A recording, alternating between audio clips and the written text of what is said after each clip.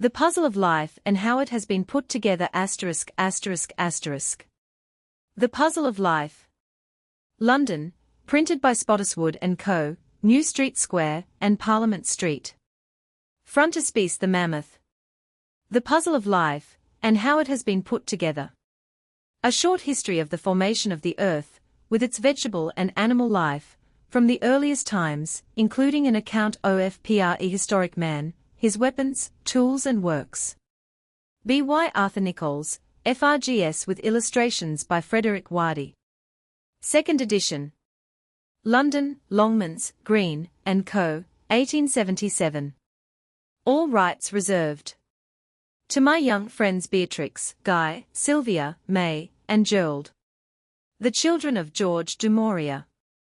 Preface to the 2nd edition.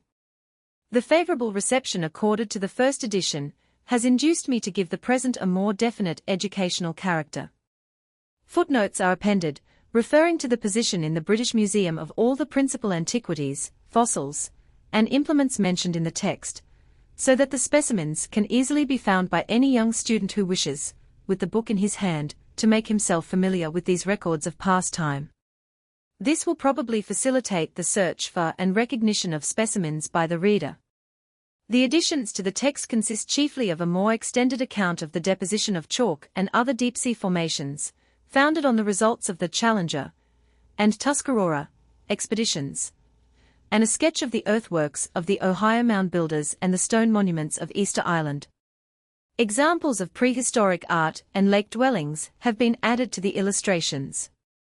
A. N. Hampstead, March 1877. Preface to the 1st edition. Having found that children could be interested in the history of life upon the earth, and that it appealed forcibly to their understanding, I considered that a little book upon the subject might give them the taste for more extended study in after years. The difficulty of treating the, to them, novel conclusions of geology, often founded on abstract reasoning, in language simple in form yet stating clearly the great principles upon which this reasoning rests, will probably be apparent on every page. Breadth, rather than minuteness, has been aimed at in the belief that a general view, not overcrowded with details, is likely to be the most impressive. Thus, in the geological part the leading features of the succession of strata have been preserved, but no details of systematic classification entered into. Similarly, Primeval man is considered mainly with reference to gradual progress from a rude to a more civilized condition. To have been more explicit, where there's still much difference of opinion, would have obscured the main facts of the evidence for man's great antiquity. The illustrations are typical examples of the 3 arbitrary, but convenient divisions of the history of life, the vegetable, the animal, and the human, such as will be most readily met with in museums.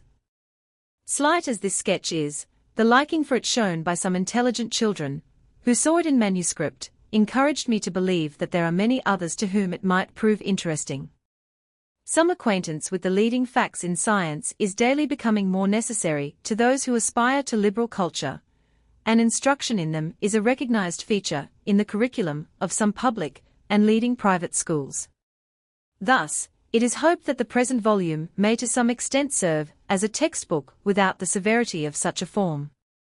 The best English and foreign authorities have been consulted, and other trustworthy sources, as papers read before scientific societies, drawn upon, bringing the information down to the latest time.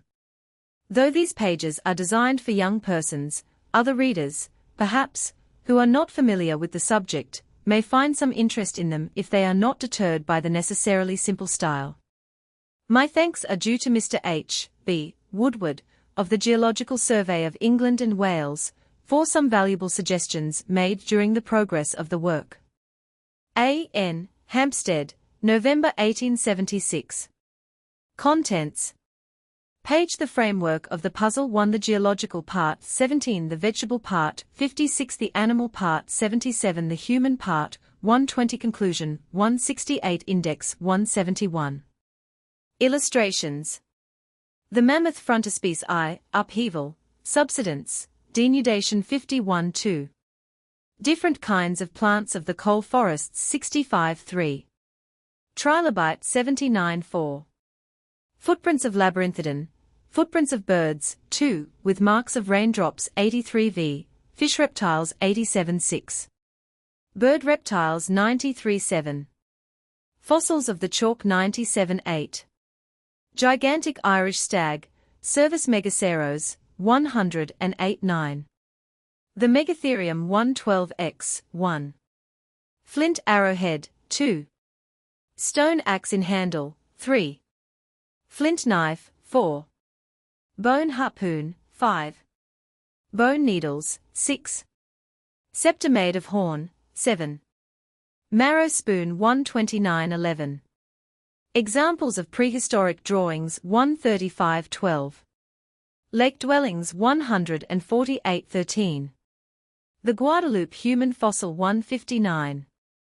The puzzle of life. The framework of the puzzle. You must often have looked with wondering eyes at this world of ours, and asked yourselves questions about it. How did it come here? What is it made of? How old is it? All of them questions not to be answered without a great deal of thought and study, and even then not so perfectly as we should like. It is easy to say it is here, and it is made of earth, and it surely must be old, but that will not satisfy us. We want to know something more certain than this, if possible. We can see that a clock goes with wheels, but we are not very intelligent people if we do not want to find out what makes the clock go. One way of finding out is to pull things to pieces, but we cannot exactly do this with the world. We must think about it, and put together all the knowledge we can gain from the outside and inside, and from the other worlds around us, which we can see, and when we have done this we may get something like answers to our questions. How did it come here? But this is not quite the right way of asking the question, because the world is never for 2 moments together in the same place. It is traveling in a great circle round the sun at the rate of more than 60,000 miles an hour, and has been ever since it was formed. That is a wonderful arrangement by which all worlds travel round some other world larger than themselves, in greater or less circles, and we do not know why it is, though we are certain that it is so. The moon travels round us once in about every month, and we and the moon together round the sun once in every year. Then again, other planets, with their moons, such as Jupiter, for instance, travel round the sun in much larger circles than our world, and take many years to do the journey, while Venus, which is nearer the sun than we are, travels in a much smaller circle, and takes less time. We do not perceive that we are moving so fast because everything we see is moving equally fast with us, but there is no doubt that we are spinning along at 60,000 miles an hour. If we ask an astronomer how our world came into existence, he will tell us that it is probably a mass separated from the sun, that it was once red hot, and that it slowly cooled down until animals and plants could live upon it. He will tell us besides, that he can see mountains and valleys in our moon, and land and sea, snow and clouds, on the planet Mars, with his great telescopes. When he thinks about the planets in our own world, then he believes them to be pieces of some much larger world, perhaps the sun, which now travel round the sun and receive their light and heat from it.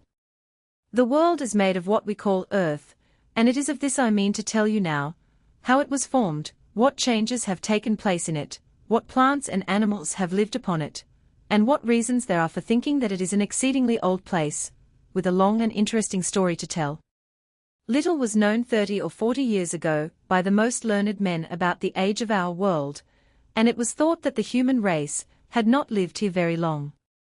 It was indeed known that many large animals, whose huge bones have been found, must have lived before man came to inhabit the earth, and that even far smaller creatures, such as fishes, and crabs, and insects, and shellfish, most probably lived for many generations, and died and left their bones and shells in the soil long before the first man or the first tribes of men came to share the world with them. I hope to be able to tell you something of the strange and beautiful history of all these animals, and of man himself, and to show you what reasons there are now for thinking that the human race has inhabited this earth for a very long time indeed, and how all this knowledge has been gained and put together piece by piece. It is something like the different parts of a puzzle map, which might be scattered all over the house, and found at one time or another in different places, and at last made up altogether. Some parts of the puzzle have not been found yet certainly, but so many have been collected, and they fit into one another so well, that we can begin to see its real shape and size. It will perhaps be a very long time before some of the missing pieces are found, but in the meantime we can go on without them, and put the framework together, and no doubt in time we shall see what our puzzle, the history of life on the earth, was like. Before telling you what its parts are, I ought to say where many of them have been found, and how they are still being looked for. They are found upon the ground, under it, in caves, in rivers, and in the sea. Since railways have been in use, a great many tunnels have been made, as well as very deep cuttings through hills, and some of these are several miles long. In this way we have come to know something of the earth below the surface. Some of these tunnels are bored right through high hills and even mountains, and the cuttings are deep enough to hide high houses if they were put into them. While digging these, the workmen have found many of the parts of our puzzle, which are the bones of animals, and fishes, and shells, and even smaller things, such as insects. These could not possibly have been put there by anyone, because they were many, many yards below the surface, and until they were dug up, nobody imagined that they could be there. Many other things besides have been dug out of these places, but nearer the surface, such as weapons and tools made of flint, and stone, and bone, and metal, and pieces of rough crockery, and various ornaments, all of which must at some time or other have been made and used by people very like ourselves. In digging canals, too, the same kinds of things have been found, and some caves are almost filled up with them. We have other means, too, of knowing what is under the surface of the ground we walk upon. Many of the coal mines are so deep that the Tower of London, or St. Paul's Cathedral, or York Minster, or even the pyramids of Egypt could be buried in them.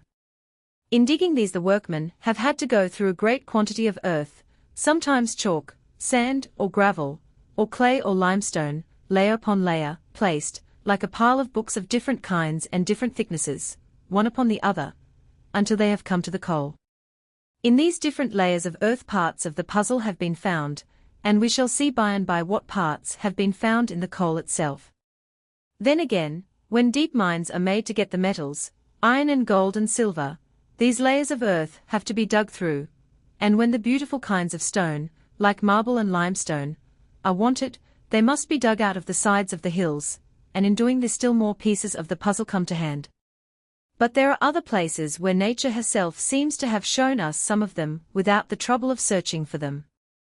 In many parts of the world, by the sea, and on the banks of rivers, there are cliffs hundreds of feet high, like the chalk cliffs at Dover and Ramsgate, and the sandy cliffs at Folkestone and on the south coast of Devonshire. These cliffs have been cut into by the sea very gradually, and a kind of wall has been left, and from the sides of the cliffs great numbers of the pieces of the puzzle, bones, shells, and sea, have been collected and taken away to museums. But the little we can do with our mines and railway tunnels is nothing in comparison with the work of nature.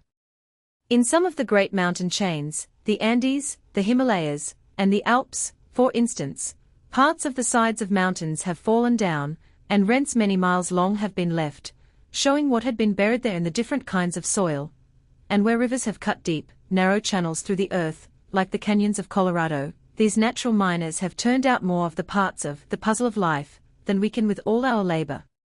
It will not be easy at first to understand all the wonders I have to show you, but, when we get further on, you will see them one by one, and there will be very little difficulty. You know now where these things are to be found, principally in the ground you walk upon, without knowing all there is beneath you. The creatures here are much more wonderful than any of the monsters of fairy tale or fable, because the works of God are greater than the imagination of men, who have invented the stories of flying dragons and griffins, and trees which grew up into the skies. But I cannot help thinking that this imagination shows what men thought might once have been, and we shall see that truth is stranger than fiction. Creatures really did live on this earth of such strange shapes and great size that the imaginations of those who wrote the fairy tales did not exaggerate much. And though we know that no flying serpents, or immense birds like the roc are living now, and that there is no beanstalk which grows up into the sky while we are asleep, we shall see that there were lizards as large as whales, and birds taller than elephants, and great sloths stronger than the rhinoceros or hippopotamus, and ferns as high as oak trees, and mosses as large as gooseberry bushes, and that perhaps these animals and plants grew much faster than they do now, and that their dead bodies form a very large part of the earth of our world. This is not imagination, and when you go to a museum you can see all these wonders for yourselves, just as they were taken out of the earth, but of course the bones only of the animals are there. The flesh has long since gone away, and some of the stalks and fronds, leaves, only of the ferns remain to show us how large they must have been when they were alive and growing. It will be necessary to use a few scientific names, most of which are borrowed from the Greek and Latin languages, but I will explain the meaning of them all, so that they will be easily remembered. First of all, then, the pieces of the puzzle are called fossils, and the name comes from a Latin word meaning dug out, because they have been dug out of the ground either by man in making railways and mines, or by nature in the many ways in which she works by cutting down cliffs and scooping out valleys. These fossils are bones of animals and fishes, the skins, shells, and wings of insects, and the stalks and leaves of plants, some of which have lain so very long in the ground that they have become as hard and heavy as stone. But the shape of them always remains, and the moment you look at them you see that they once belonged to living creatures. I shall give you pictures of some of these fossils, and no doubt you will be able to find some like them in the chalk and sands of the seaside, beautiful shells and bones of fishes.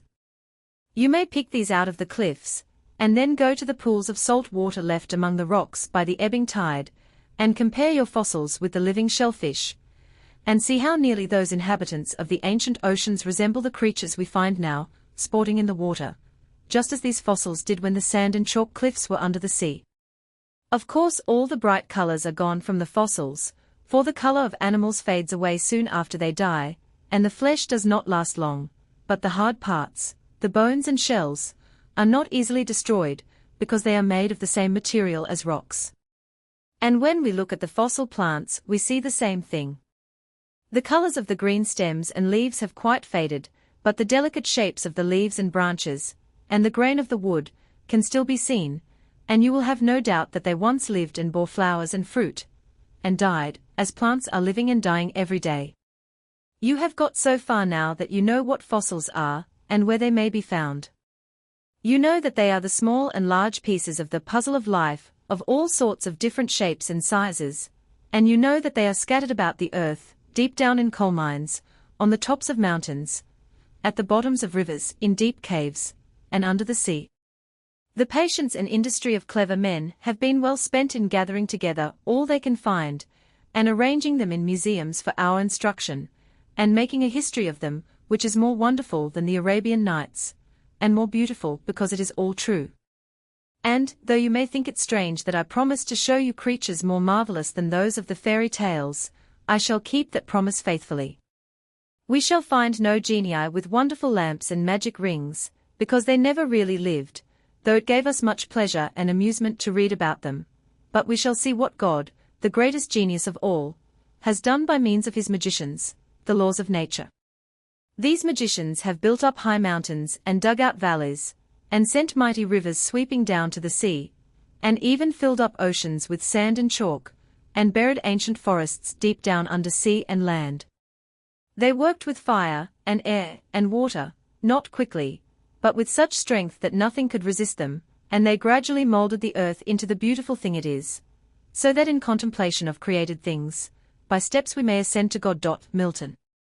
But, lovely as the earth is, we should not perhaps have thought so much of it if there had been nothing to discover.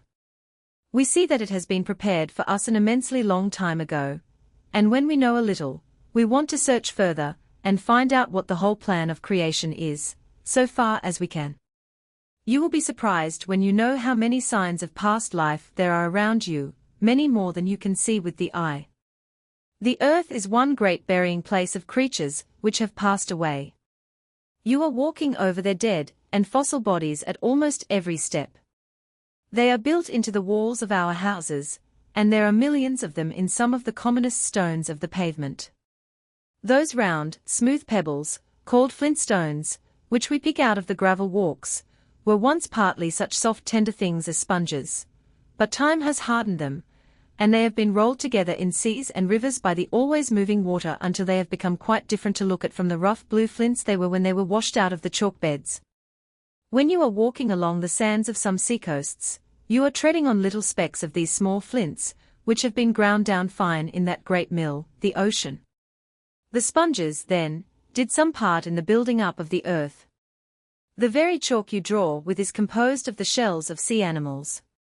Your slates and slate pencils were once a fine mud at the bottom of the sea, since become so hard that it is used for covering the roofs of our houses. And in this mud lived myriads of small shellfish, which have sometimes left their frail houses in the slate beds to tell us how they were made. That slate is the hardened mud of an old sea bottom, there is no doubt at all. There are many other things in common use which show us the life that was. Perhaps you did not know that coals are compressed plants, and that we are now burning the vegetation of the past time. But these will be described in their right places by and by, and you will see how certain it is that some of the commonest things we use were living creatures and graceful plants. Here is the framework of the puzzle, and I think you will agree with me that we shall have pleasure in putting it together with all the queerly shaped pieces we shall find in the following chapters. We have fossil plants to show us what grew upon the earth, fossil bones to tell us what animals lived here, and thousands of different kinds of fossil shells and fishes to show us that the seas in the long past time were crowded with life, and besides, though there are no written histories of the men whom we shall read about, they, too, have left many things which they used in the caves where they lived and in their graves, to make us feel certain that they were some of the oldest people that ever lived. With all these things to help us, it will be strange if we cannot make out a great deal of the history of life upon our earth. The geological part. You will have learned from other books something about the size and shape of our world, for instance, that it is a great round body, or rather more like an orange, a little flatter one way than the other, and about 8,000 miles through, from one side to the other, and that it turns round once in every 24 hours.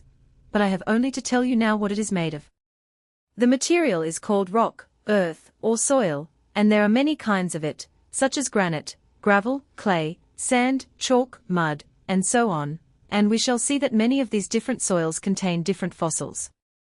It is supposed that a very long time passed while these were being laid one upon another, and before many plants or animals lived here, and there are good reasons for thinking that underneath these soils the earth is very hot, perhaps in a melting state, because we know that volcanoes like Vesuvius and Etna throw out flame and smoke and lava, which is melted earth and rock, and that this lava has run down the sides of the mountains for miles, in a great stream of liquid material, and covered up and destroyed whole villages and towns. You have heard of earthquakes, when the ground shakes and cracks, and houses are thrown down, as they have often been in Spain, Italy, and South America. This convinces us that the inside of the earth must be very different from the outside. 2 or 3 years ago Mount Vesuvius was boiling up, and the people of Naples feared that it would throw out some of the terrible lava and red-hot cinders, and burn up their vineyards and perhaps injure their city. And during the last 2 or 3 years many people have been killed by earthquakes in South America. These things seldom happen in the north of Europe, and when they do they are only slightly felt, and people are not killed, neither are houses thrown down. Still, this shows that there must be some great force underneath us, and very much heat. We see nothing of this when we look upon the green fields, and we should scarcely think it possible if there were not histories about these eruptions, as they are called. But when I tell you that I have felt the earth tremble, and seen fire rushing out from the top of a high mountain whose sides were covered with snow, you will understand how real it is, though it may seem so strange. People at one time liked to fancy that powerful spirits lived in volcanoes and made them their workshops, but we know better now. Well, the interior of the earth is evidently very different from the part we live upon, and it is the outside we have to think about now, which would be dreadfully cold if the sun did not shine upon it, though the inside is so hot. I have called this the geological part, and the name geological comes from 2 Greek words meaning, a talk about the earth, but now you know it in its English dress it will be easy to recollect it. Geology is then the study of the many kinds of rocks and fossils which make up our world, but we must know something of the way in which they are placed. You may have noticed, if you have made many journeys to different parts of England or Wales, that the rocks or soils are very different in various places. Sometimes we find numerous chalk pits, as in parts of Kent or Sussex. If we go into Devonshire, we may notice the very red colour of the soil and of the cliffs, especially near Sidmouth, Dawlish, and Teignmouth. In North Wales we find great quarries and hills of slate, while around London we see a great deal of clay used for making bricks, and called the London clay, as well as many pits in gravel so useful for making paths and mending roads, and in Kent and Sussex chalk cliffs and hills are common. Now, after studying these various rocks all over our country, we find that there is a certain regular order in which they are found. Some have been made a long time before others, and while most kinds contain some fossils, those found in the oldest rocks are much less like the living plants and animals than the fossils we find in the newer rocks. But you will want to know how it is that we can tell that one rock is older than another, when both appear at the surface of the earth. It would take a long time to make sure of this for ourselves, but it will be enough to say that the various cliffs, quarries, and railway cuttings often show one kind of rock resting upon another, and these always occur in a certain order. Thus we never find the chalk resting on the London clay, but we constantly find the London clay resting on the chalk. And this is proved in another way, by deep well borings. Underneath London many wells have been carried down right through the London clay, and if only continued deep enough they always reach the chalk. In the same way, the order of the other rocks has been ascertained in different parts of the country, by examining all the pits and quarries, and cliffs and cuttings, with the help of what knowledge can be obtained from deep mines and wells. You will now begin to wonder why the older rocks should appear at the surface. I have told you about earthquakes, and you will find that many dreadful earthquakes must in former times have ravaged our country. The reason why the old rocks come to the surface is because they have been lifted up sometimes violently, but more often very slowly. And the newer rocks which formerly rested on them have very often been quite washed away, either by the sea or by rivers and little streams which formerly acted upon them. Suppose then we take 6 books, some thick and some thin, and pile them up together on the table, the lowest being a good thick one. The lowest we will call granite, the next slate, the third sandstone, the fourth coal, the fifth chalk, and the sixth the London clay. These will represent some of the principal kinds of earths, and you can fancy many more with other names coming between them, but the London clay can never be below the granite nor the chalk below the coal, for the great coal beds were formed long before the chalk and clay. They generally come in much the same order as we have named them, hard rocks like granite at the bottom, and softer earths, like sandstone, chalk and clay, a long way above them. But we do not always find all these earths in one place even if we dig ever so deeply, though the granite would always be found at the bottom if we went deep enough. Sometimes the granite and other old rocks have been pushed through the upper layers by some great force, and have broken them and risen above them in magnificent mountain chains, like those of the Andes in South, and the Rocky Mountains in North America, the Wicklow Mountains in Ireland, the Grampians in Scotland, and the Cornish Mountains in England. We can easily suppose that the lowest of our books, the granite book, has been pushed upwards by some great force from below, and parts of it broken through the others, and raised high above them, and this is what has actually been done with real rocks. And as this kind of upheaval has taken place at different periods of the earth's history, we find that granites have come to the surface at different times.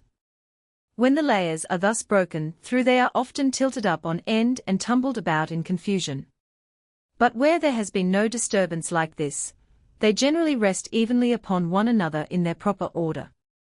Granite, and rocks of the same kind, are not in the least like chalk, or clay, or even sandstone, and when once you have seen any of these you will not be likely to mistake it for the others. Granite is excessively hard, and has a beautiful appearance when polished, with a number of brilliant white, and some dark specks in it. It is used for paving the streets of towns, for which purpose it is cut into oblong blocks, and for the pillars of fine buildings. Sometimes it is dark brown, sometimes reddish, but generally a bluish grey. This rock is composed of a great quantity of crystals, and for this reason it is thought it must have been melted at one time by intense heat in the earth, and afterwards slowly cooled. Chalk is very different, and sandstone, though it is also hard, not in the least like granite. How the rocks were formed.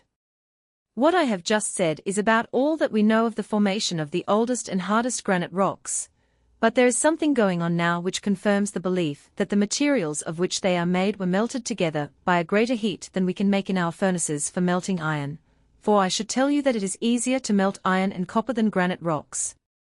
Volcanoes often throw out melted earths, which when cooled appear to be made of much the same materials as these granites. Sandstone. But we know more of the manner of the formation of sandstone. This rock is composed of rounded grains of sand, just like that we find upon the seashore. If you take a handful of this sand and squeeze it tightly, it will keep together a little while. Now suppose a quantity of this sand was pressed by a very great weight, the weight of a large hill for instance. After many years the grains would stick firmly together, and become a sort of stone. It is in this way the sandstones must have been formed, and perhaps heat helped the work, though not so great a heat as melted the granite. The sand, after it had been washed upon the seashore, became gradually covered with other earths hundreds of feet thick, and the immense weight above it pressed it into stone. But you may imagine how very long a time it took to do this. Sandstones are used for building, but they do not last very long. The frost makes little cracks in them, and they soon crumble away to the grains of sand of which they were made. Several fossils are found in some of these sandstones, which have been formed at many different periods of the Earth's history. Chalk. You have seen those high cliffs of chalk along the south coast of England, perhaps, and you have wondered what that beautiful white earth was, and how it came there. It is found in many parts of the world, and the south and southeast of England are to a great extent composed of it. The material is called by chemists carbonate of lime. It is almost entirely made up of minute shells called foraminifera, from two Latin words which mean that there are many openings, or chambers in their shells, and there are many beautiful fossils called ammonites embedded in the chalk. These are shellfish, 2 or 3 inches, and sometimes a foot across, and their shape is very like that of the young leaves of the common fern before it has opened in the spring. Millions of these tiny foraminifera are living now in parts of the Atlantic and Pacific Oceans, and when they die their shells sink to the bottom and form a greyish mud, something like chalk. When HMS Challenger was sent out in the year 1873 to find out what was at the bottom of the deepest seas of the world, great interest was felt in the expedition, because we were sure that we should learn something about the manner in which some of the rocks were formed. We knew that the whole of the beds of the present seas must be receiving the washings of the rivers and the bodies of many fishes and animals, and that the rocks of the future must be forming down there by these accumulations. Long lines were let down from the ship with a dredge at the end, and thus parts of the bottom of the sea were brought up and carefully examined. It was found that the washings, stones, clay, and mud of the land were carried hundreds of miles out to sea, and laid upon the bottom. But in the deeper parts, where the Alps would be almost covered, there was a fine grey mud composed almost entirely of the shells of the little foraminifera, and this, no doubt, is the chalk of future times, or perhaps limestone of a harder kind. Deeper, too, than where this grey mud is found, there is a reddish mud, exceedingly fine and soft. We cannot exactly say yet whether this is formed from the remains of shellfish, but it is, at all events, very like the clay of the land, and in some future time will most likely become like that stiff mud we know so well. So that even the materials for bricks are being made now, and perhaps when all those hundreds of islands scattered about the Pacific Ocean are joined into one great continent, this red mud will be raised and made use of for building the houses of new peoples and nations. When we see this going on now, of course it is very easy to conclude that the chalk, a great deal of which is above the sea now, must have been formed in the same way at the bottom of an ancient ocean, and afterwards raised by the same kind of upward force which made the granite break through other earths. If we did not know that the same cause was at work now, and that the same kinds of shellfish were living and laying down new beds of chalk under the sea, we should not know how to account for the quantities of chalk in the world. For innumerable ages these little creatures have thus been paving the floor of the ocean with their dead bodies, and you may suppose that countless millions of them must have lived and died. In some of the chalks the shells of the foraminifera can be quite distinctly seen with a microscope, and when these are compared with the shells of living ones, they are seen to be almost exactly alike. Next time you pass through one of the railway cuttings through the chalk in going to Brighton, or Ramsgate, or Dover, remember that those high cliffs were built up by these Lilliputian giants under the sea, and you may think of the chalk as foraminifera earth. Coal.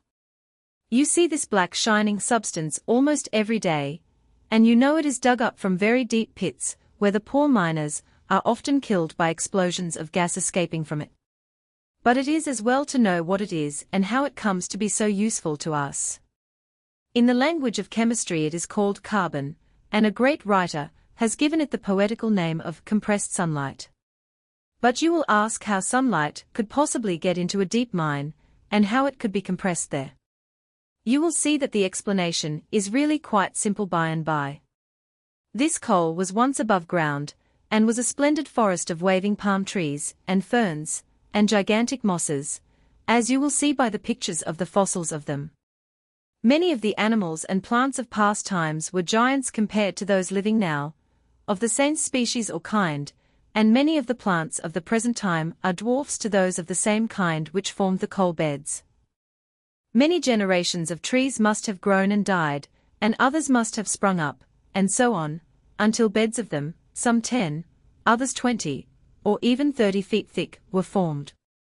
Here, buried in the coal, are the stems, leaves, bark, roots, fruit, and seeds of these trees, and we can have no doubt that almost the whole of the coal is composed of them. You must not expect to find the shapes of these in every piece of coal you may happen to look at, because most of it has been greatly changed by the great weight and pressure upon it, and the length of time. But it is certainly all the same substance, wood turned into coal. The fossil plants of the coal are of course entirely black, but there is no mistake about their having once been living plants. You will ask perhaps how the coal came to be buried so deep. It is not so always, being sometimes at the surface.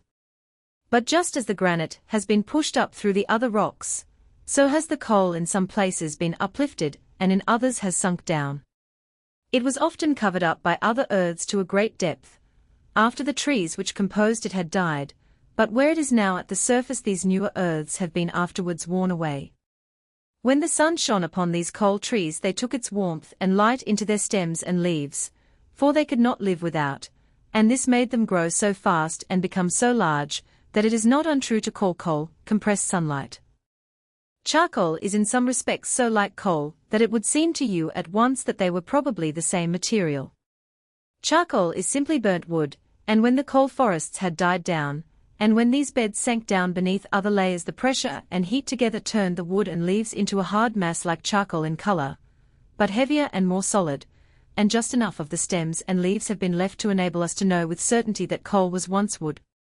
We light our fires now and drive our steam engines with the heat of the sun which shone upon the coal forests, and has been stored up for many thousands of years in the earth, to be brought out once more to give us light and warmth. Clay and mud.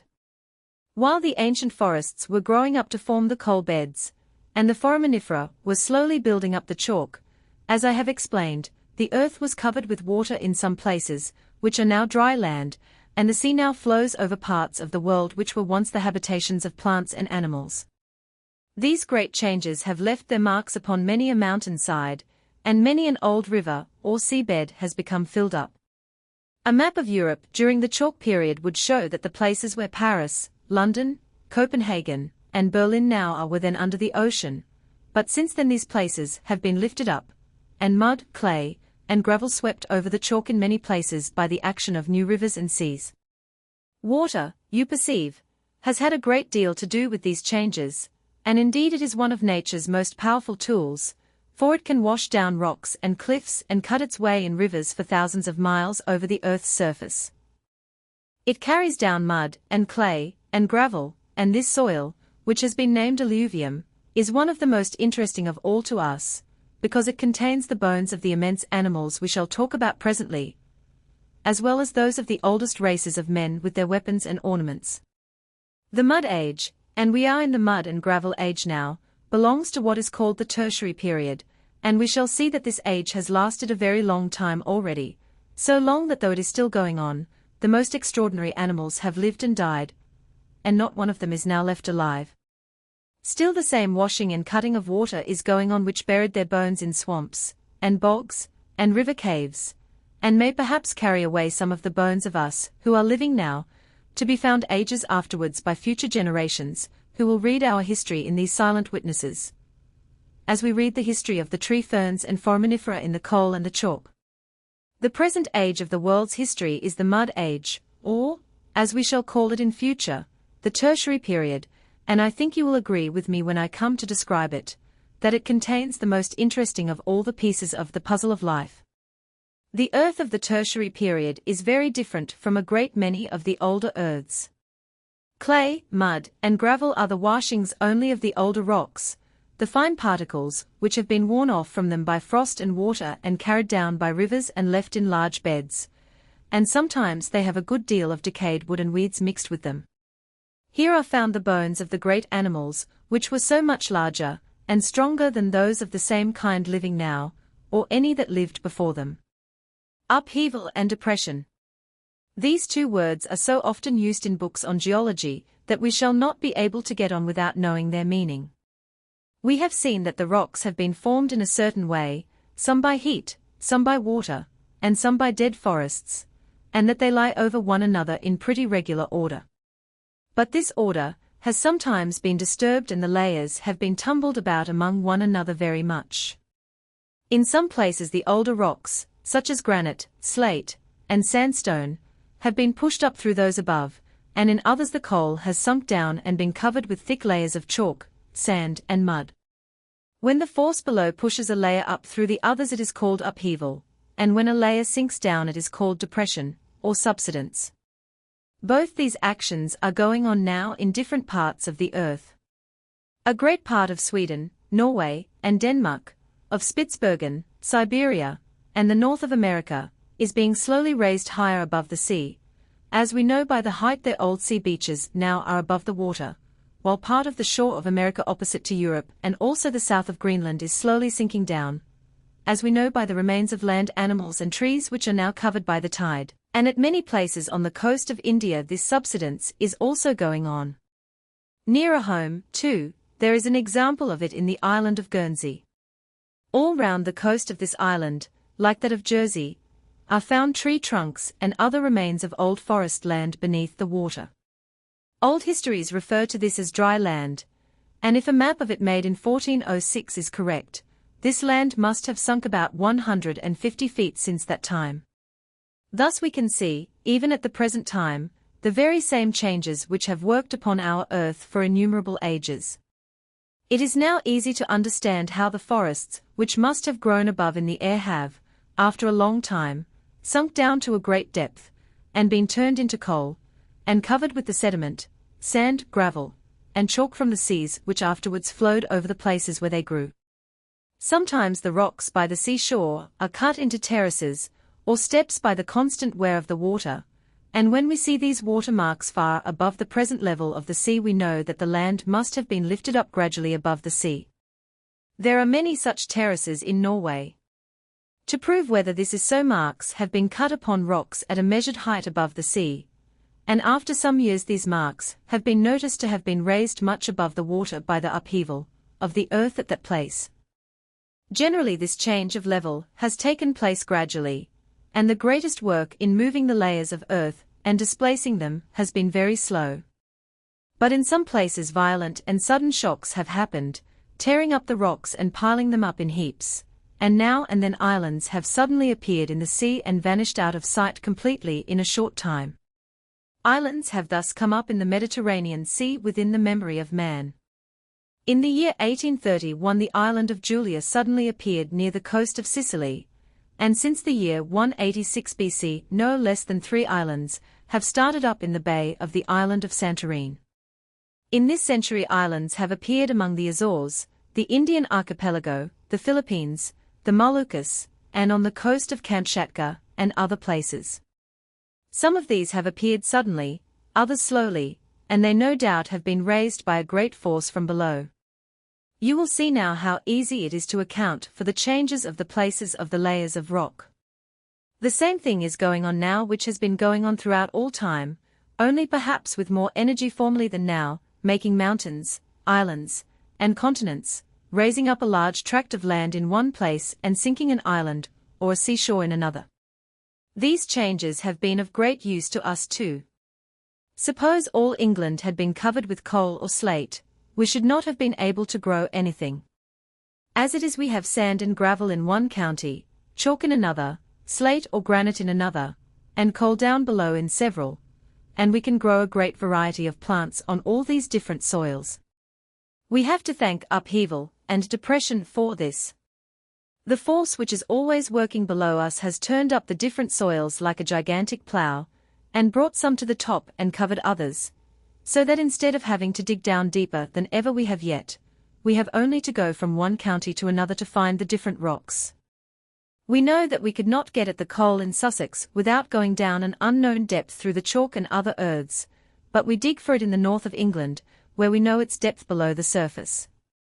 I will try now to give you some idea of the way in which the rocks come in their order, or the succession of formations as geologists call it. If we started to walk from Wales to London, the rocks we should pass over would be slate and flagstones in Wales, and going on towards London, limestone, old red sandstone, more limestones, coal beds, new red sandstone, oolite, green sand, chalk, and last London clay. We might not always find each of these near the surface, but they would be found to be the principal rocks on a line between Wales and London, the oldest being in Wales and the newest or most recent, as we get nearer London. That word, oolite, which I used comes from two Greek words meaning row and stone, because the rock is composed of little rounded grains of a chalky substance shaped like the hard roe of a fish, or like sago before it is cooked. If you look at the following table, you will see how the principal rocks are placed one upon the other, beginning at the lowest or oldest at the bottom, and going up to the newest at the top of the table. And on the right-hand side I have written the names of the principal fossils which each kind of earth contains. Table of the succession of formations. Tertiary, or upper rocks, peat bogs and caves, fossil man, with stone implements, and sea mammoth, hippopotamus, rhinoceros, Irish stag, cave lion, and sea, river mud and brick earth, gravels, and boulder clay, alluvium, crag of eastern counties, numerous shellfish, mastodon, London clay, and sea, turtles, crocodiles, shellfish, secondary, or middle rocks, Cretaceous chalk, with and without flints, foraminifera, and sea sponges, corals, sea urchins, shellfish, belemnites, ammonites, and sea fishes, greensand and gold, Wealden clay, and sea oolites, Portland stone, Kimmeridge clay, coral rag, immense reptiles, the ichthyosaurus, plesiosaurus, megalosaurus, pterodactyl, and sea Oxford clay, cornbrash, and forest marble, great oolite, Fuller's earth, animals allied to the opossum and kangaroo, lower oolite, Lear's clay and limestone, cycads and other plants, new red marl and sandstone, primary, or lower rocks, coal ferns,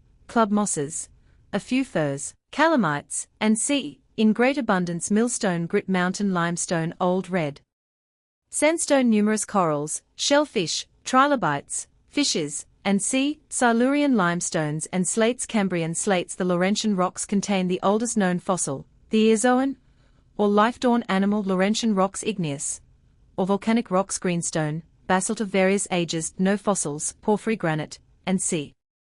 If you read this table upwards from the bottom, you will notice that life began in a very small way with the Eozoan, the life-dorn animal, that fishes appeared afterwards, that the wonderful forests of the coal period then grew, and were covered up by other rocks and pressed into solid coal, that numbers of great crocodile-like animals lived all through the oolite time, how the deep wide beds of chalk were laid down by humble foraminifera, and when we get to the recent newest beds of gravel, mud, sand, clay, and sea, the sweepings by water of the older rocks ground down by ages of wear and tear, we have the mammoth, mastodon, megatherium, and other great vegetable eaters, and lastly man himself with his simple weapons of stone, bone, and horn, our early forefathers.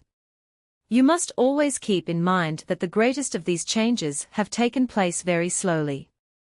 Mountains have been raised, and whole continents have been sunk by movements so slow that if the hands of a clock went only once round the dial in a year, the hand would go faster than these mountains have risen, or the continents sunk. Almost always whenever there has been sudden and violent action, it has been near volcanoes, or during earthquakes. But these things, terrible as they are to the people living near, disturb only a very small part of the surface. And such violence neither buried the coal beds nor raised the slate hills of Wales. Many of the small effects of the internal force of the earth have been sudden and violent, but the greatest and grandest have been slower than anything we can imagine. If this had not been so, we should not find fossil shells just as they sank quietly to the bottom of ancient seas, quite undisturbed. We should not find delicate ferns and insects with all their breakable parts perfectly preserved, and as lightly laid as if you had put them away carefully in a cabinet upon cotton wool. Yet many of these have sunk down hundreds of feet below the open air where they must have lived.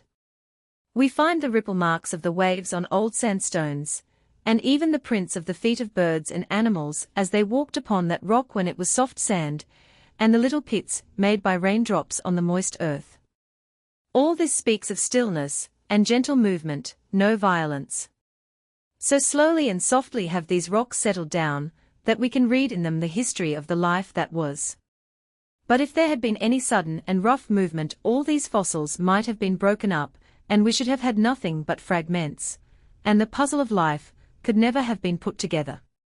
Nature's forces are immense, but they work slowly, irresistibly, and majestically. The Ice Age. We have seen now what the principal rocks are made of and the way in which their places have been changed by upheaval and depression.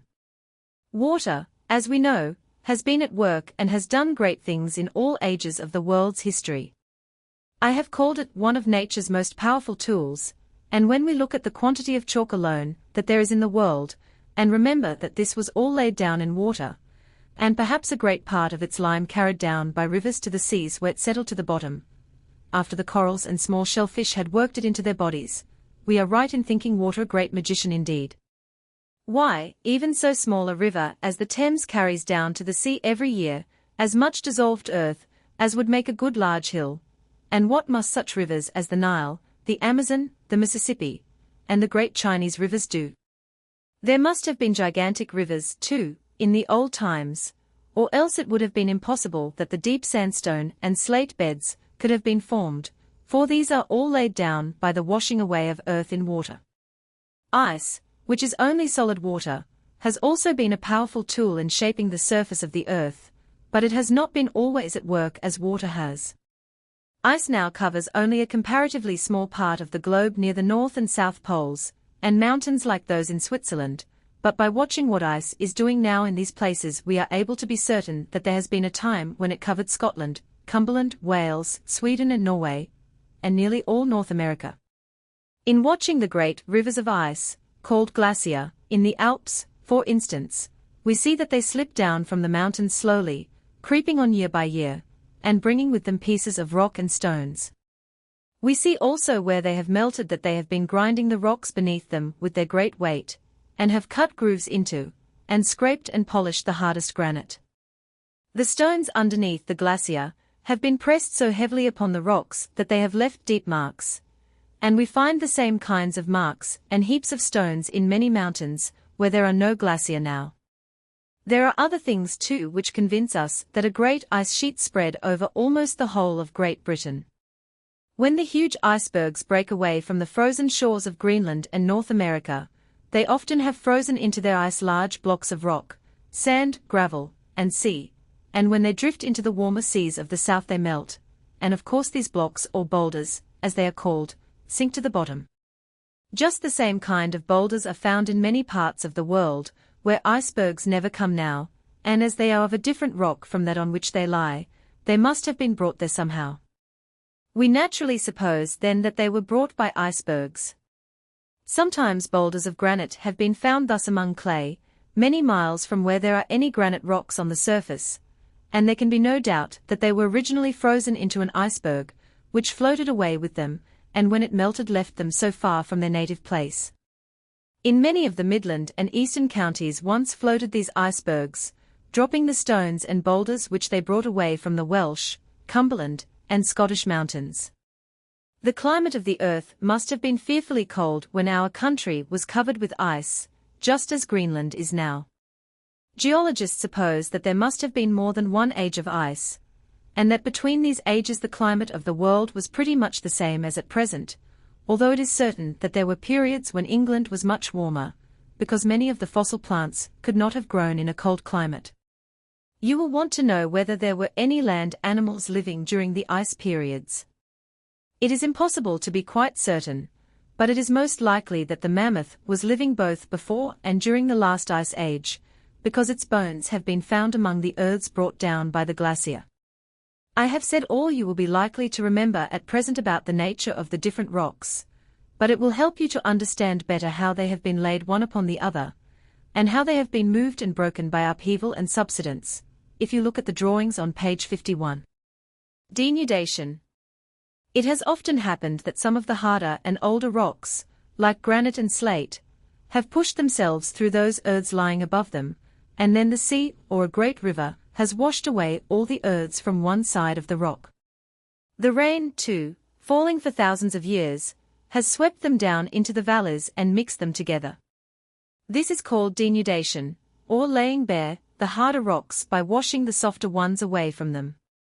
Those beds of pebbles on the seashore also have been battering against the rocks for ages and very gradually wearing them away, as you can see if you watch the stones being driven into and sucked out of holes and cracks by every wave. Thus, both the loose stones and the solid rocks get polished and ground away, and nature is always destroying and making again by turns. If this destruction went on continually without any raising of the land to make up for it, the surface of the whole earth would in time become level. But old seabeds are always being slowly raised above the water and prepared for the growth of plants and the habitation of animals. Upheaval. Subsidence. Denudation. If you watch the little rills of water on any rainy day, trickling down a hill, or the springs which bubble up at the foot of cliffs on the seashore, you will see an example of denudation in a small way. The earth is washed off the surface here and there, and carried down and laid up in banks in some places, and the harder ground underneath is laid bare. Little beds of stones are collected in one place, and sticks and straws and such light things in another, and this is just what has been done on a large scale in mountain regions, all over the world for many centuries.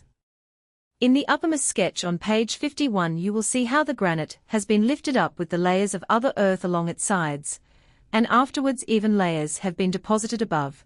In the second there has been a great crack in the land, and a great mass of rock has subsided, and the hollow has become filled up in time with clay, and mold, and rich soil, so that someone has built a house and made a garden on it. In the third the river has cut a gorge in rocks which were once continuous, from cliff to cliff, wearing away the softer earths more easily than the harder. If the earth was cut into in different places, we should find the rocks arranged in a very similar way to that in the three sketches. Boiling springs, etc. In several different countries there are very strange sights, but scarcely anything is more astonishing than the fountains of boiling water which shoot up out of the ground. There are a good many of them not far from us in Iceland, and many hundreds in Wyoming in America, and they are called geysers. Steam and boiling water, and sometimes mud, are thrown up by these natural fountains to a height of 200 feet, as high as the top of the spire of a church. The water must come from a great depth in the ground, perhaps many thousand feet down, where the heat is intense. This water springing up with clouds of snow-white steam, and falling all round in showers, has a most beautiful appearance. These geysers now and then throw out very little water, just bubbling up above the ground, and then travelers boil eggs and chickens and such things in them, and have a picnic near them. It is impossible to say how long they have lasted, but we know from history that some have been spouting out water for at least 2,000 years, and how much longer no one can tell. They may have something to do with volcanoes, because water may have found its way to the heated interior of the earth, and being converted into steam, expands and causes an eruption. Now that we have some idea of the construction of the earth, we must go on to the life of the wonderful plants and creatures which have peopled it. The vegetable part. The dawn of life.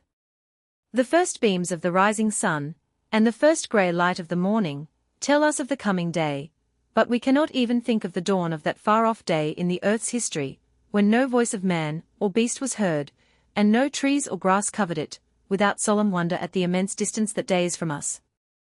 1,000 ages are in the sight of the Creator, but as yesterday, and the period of man's existence is only a moment compared to that of the lowly creatures, which built up this world for him.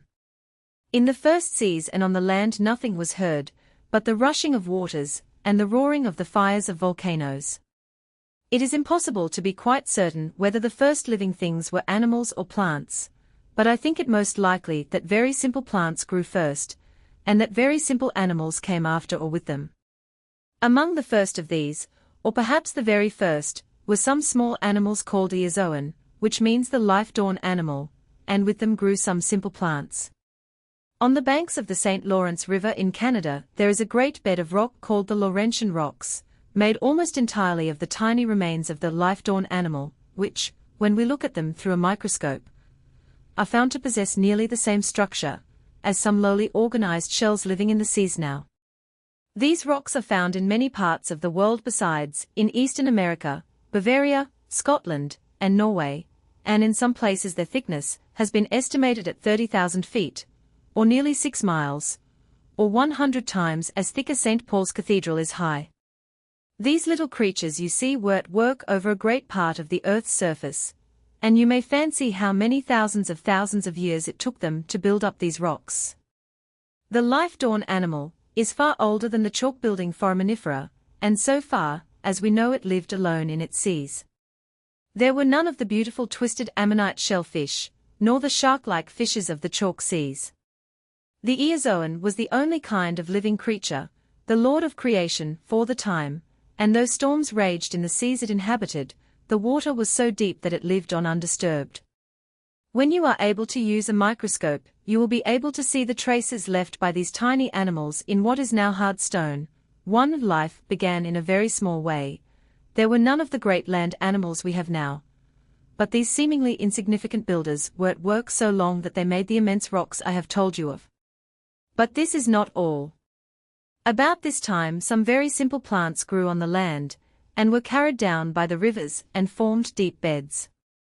After a long time these became covered up with different earths and were turned into the substance called black lead, which you use in drawing pencils.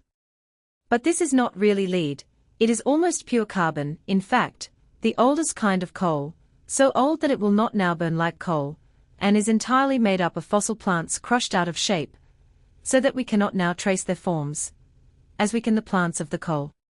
When then you next take up a drawing pencil it will be easy to remember that the black substance, which marks the paper, was once a living plant, now changed by heat and pressure into almost pure carbon. As the name eozoan has been given to the life-dawn animal, I will give this black lead the name of eodendron, or the dawn plant. Two very simple forms of life then occupied the earth and sea at the earliest time, when anything at all was living, and strangely enough we use the dead bodies of both of them. We build houses of the rocks the eozoan laid down at the bottom of the sea, and the beautiful art of drawing is carried on with the carbon from the first plant life of the world, the eodendron. I must take you away presently to the coal, and sandstone, and chalk, and show you how plants and animals gradually increased in number and size, and fishes began to inhabit the seas, and all living things were slowly going on to greater perfection, for as time went on there was a steady progress from creatures like the eozoan, which had scarcely any power of moving about, to the active, quarrelsome and greedy things like crabs and lobsters which came after them, and the gigantic ferns of the coal beds. The peaceful life-dawn animals drew their food from the vegetable substances dissolved in the waters, though they perhaps also lived on animals still smaller than themselves, but, by and by, creatures, which must have been monsters to them, swarmed in the seas and devoured their smaller companions wholesale, and in time the earth became very much the same as it is now, a place where the struggle for life is always going on. It is certain that animals have fed upon one another from the very beginning, but this is no doubt a wise law of the Creator to prevent them from increasing too fast, as they would do if all that were born lived, and none were destroyed. We know much less about the vegetation, the plants and grasses, of the early ages of the world than of the animals, because plants rot away faster than bones and shells, and besides, are less likely to be found in places where they would be preserved.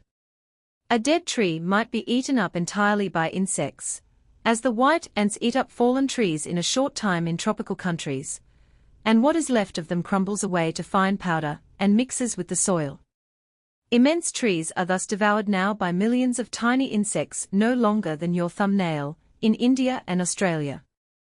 No such thing as a whole and perfect fossil tree, with every twig and leaf has been found, but then the coal beds are really great forests, which have been buried for so long a time, that they have quite altered in appearance. Still, among these coal beds we often find the bark, fruit, stems, and branches of trees very much like firs and ferns, and huge club mosses, which have the same shape they had when living, though they are quite black, and burn exactly like coal. But there were plants long before the coal forests lived, and many fossil seaweeds are found in the old sandstones and limestones in Wales and other places. 3. The old red sandstone, whose position you can see below the coal in the table of succession of formations, page 42, does not give us many fossil plants, though fishes and shells are common.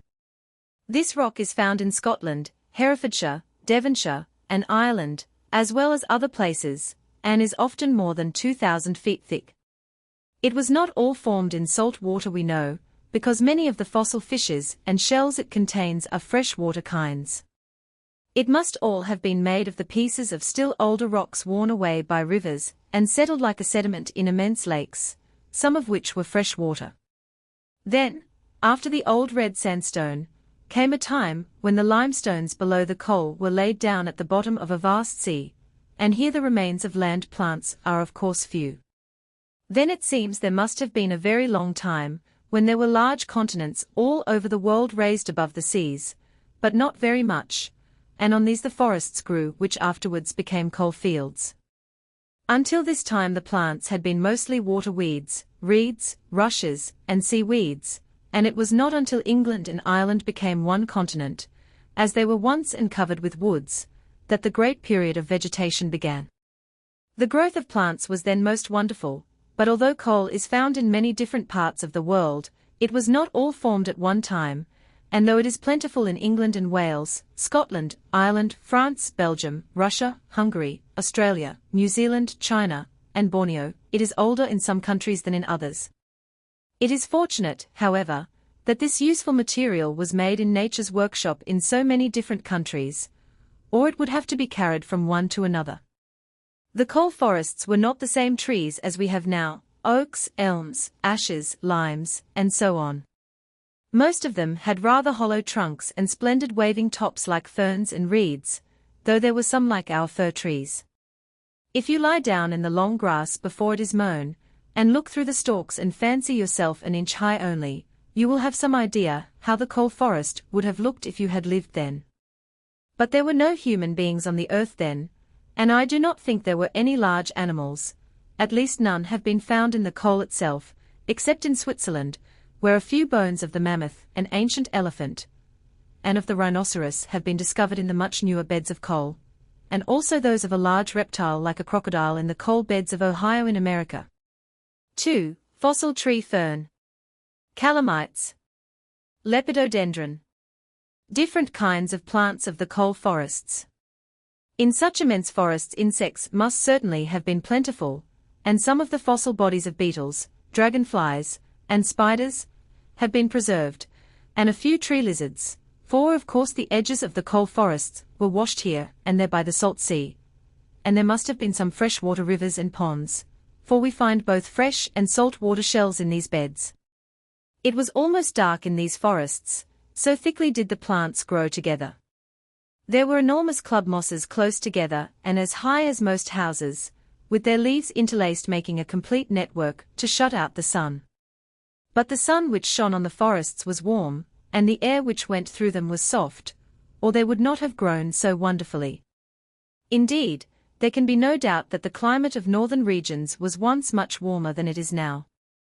A thick bed of coal was discovered by the Arctic expedition in 1875-6 actually within 500 miles of the North Pole, where the ice on the sea is now 30 or 40 feet thick. 5. The forest which formed this coal could only have grown in a temperate climate, and there are no forests there now. It is so intensely cold they could not live. There must then have been a great change in the climate of the Arctic regions since that coal was living vegetation.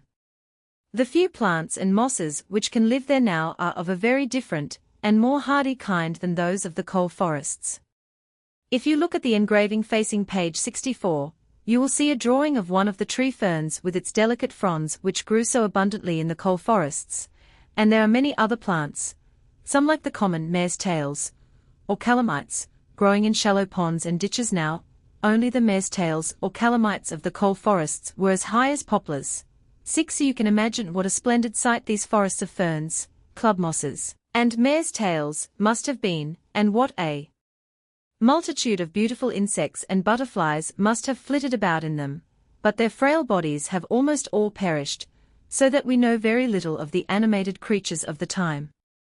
Besides several sorts of coal both soft and hard, there is a substance called lignite, which is scarcely wood and scarcely coal, of a brown color. In fact, lignite is wood almost turned to coal, and it has helped us to learn that coal was once living wood, but it is not nearly so old as the coal. Then again, there is the beautiful substance called jet, used for making bracelets. This is a kind of fossil gum, or pitch dropped from the trees while they were growing, and, though different in color, it is much the same in kind as amber. Amber is often found with flies, spiders, and small leaves embedded in it. When this fossil resin or gum was flowing out of the ancient pine trees, and was quite sticky, flies settled upon it and became entangled in it, and as more of the gum flowed out they became quite covered. Then the gum dropped from the tree and hardened, and it is now found in lumps on the shores of the Baltic Sea, and in beds of sand and clay with fossil wood. It is of a beautiful bright yellow color, and beads for necklaces and other ornaments are made out of it. If we arrange the things we have been talking about in order, the oldest first, they would come thus: plumbago or blacklead, or, as I have called it, eodendron, the life-dawn plant first, then hard coal, then soft coal, then lignite and jet, then bog oak and peat. But I must tell you something about bog oak and peat. In many of the swamps and bogs of the world the trunks of dead trees are found, which have become quite black and almost like lignite, because they have been buried so long. Thus, in the bogs of Ireland oak trees are often found, and they were most likely living when the reindeer inhabited Ireland. This old bogwood is made into beads for necklaces and other ornaments. Peat is a partly decayed vegetable substance, with beautiful little plants growing on its surface, and is really coal in its infancy. It is found all over the world more or less in wet places, and consists of the roots and stems of mosses and reeds, some of which are like the gigantic plants of the coal period, but very small in comparison. I have no doubt that in time some of these peat bogs may be turned into coal if they sink down and become covered with other earths, but at present they are all on the surface, and so soft that they are dangerous to walk upon, because one may sink in and be smothered. This, as far as we can trace it, is a sketch of the history of vegetable life on our earth. We will go back to the coal for a moment and see what the animal life of that time was. The seas of the time of the coal forests were sometimes shallow, sometimes deep, and in the limestone rocks of the oceans which separated the great continents of that time there is a record of the inhabitants of the seas. The land plants were of more than 1,000 different kinds, and there were more than 200 kinds of fishes in the waters, and corals, shells, and small crab-like animals innumerable.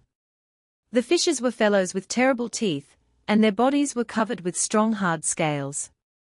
One of these fish was 30 feet long, and there were others of considerable size.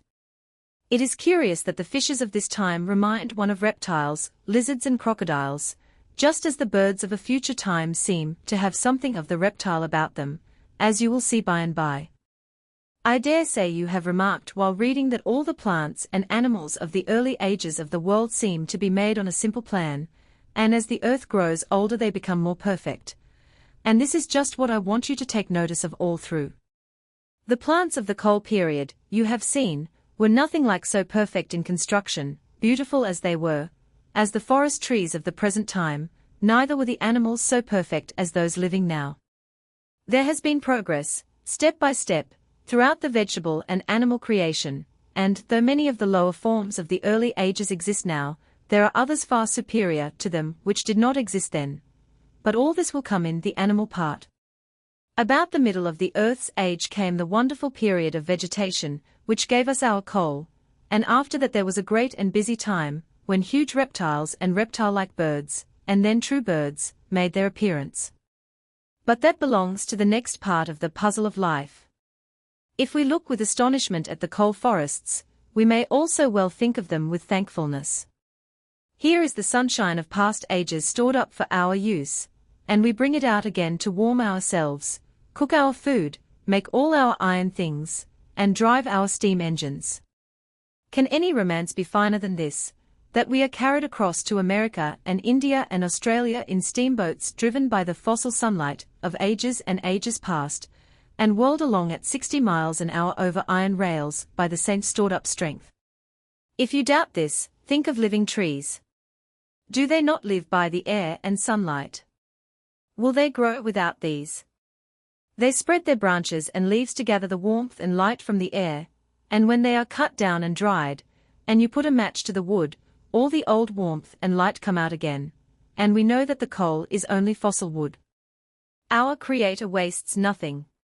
Even when there were no people living to rejoice in the sun, He thought of those people who should come in time, and not one of the fiery rays of the fierce sun was lost. These mighty forests were sent to gather it, and when they had died down they sank below the surface, and were covered from the air, that none of their light or heat should escape. In such forests it is strange that there were no birds, especially as there were swarms of insects, and no doubt abundance of worms. But no bone of bird or any trace of feathered songster of these lovely groves has yet been found. Little lizards chased flies and beetles up and down the stems of the club mosses and ferns, and larger reptiles lurked in the long damp grass under the shade. The pools and ponds were filled with curious fishes, and reefs of beautiful white coral fringed all the shores of the seas. But the earth was not fit for the habitation of man. The fruits of the trees were not such as he could have eaten, and their wood was not hard enough to build houses of. Still it was being got ready for him, and not a leaf waved uselessly in the bright, warm air, and not a tree fell to the ground, but it was to be turned into coal, and to come forth again one day a hard black lump, without any of its former beauty, but to give back the light and heat it had gathered from the sun ages and ages ago. Many periods in the earth's history have passed since the coal period, and in every one of these the trees have been increasing in perfection, though there have never since been such great numbers of a few kinds growing. When we come to the more lately formed beds of earth we begin to find the cypress, willow, ash, oak, elm, and other forest trees which are living now. The trunks of these trees, blackened by age, lie buried in peat bogs and swamps all over Europe. The mighty Mississippi River brings down immense quantities of dead trees, and as these sink to the bottom near its mouth they are forming future coal beds.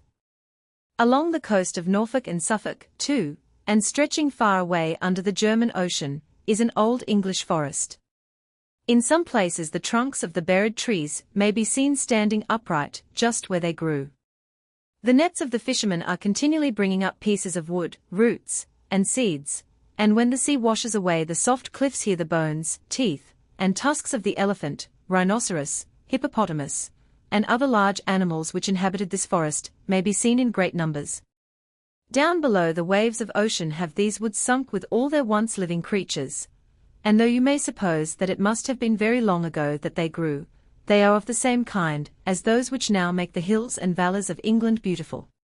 Sometimes a forest must sink very fast, for travellers have told us how they have sailed on rivers and lakes over the tops of sunken trees, and looking down into the clear water, have seen the branches waving below, tall trees standing upright at the bottom, and the boats sailing over their tops. We must now pass on to the living creatures which peopled the earth, and their story can be told with more certainty than that of the perishable plants which clothed the surface of the ground, and while they rendered it beautiful, also served as food and shelter for innumerable animals, and have become so useful to us as coal, lignite, blacklead, and other productions of ancient forests. Footnotes: 1 specimen in Table Case 15, Room V, North Gallery, British Museum. 2. The name Eophyton has also been suggested for the earliest vegetable forms. 3 divisions A and B of Case 1, Room I, North Gallery, contain some of the oldest known fossil plants. 4 fossil insects in Table Case Number 14, Room V, 5, in 81 degrees 44 minutes north, latitude. 6 specimens of plants from the coal in Cases Number 2, 3, 4, in Room I. The animal part. We must now go back and collect the smaller pieces of the puzzle which make up the animal part. The great periods of vegetation ended in our country with the coal forests, and there has been no such wonderful growth of plants since the time when the new red sandstone, lying above the coal, was formed, though no doubt trees and plants have since flourished, as they do now on the earth, but not in such quantities as during the coal period. We remember that the Eozoan, the life-dawn animal, is the oldest animal we know of, and that it lived so long ago, as when the Laurentian rocks were laid down at the bottom of the seas of that time. Then in later rocks we find the burrows of sea worms in the stone, and later still simple shells with 2 valves like the common mussel, and other animals of a simple kind, like the corals, sponges, and starfishes which exist now.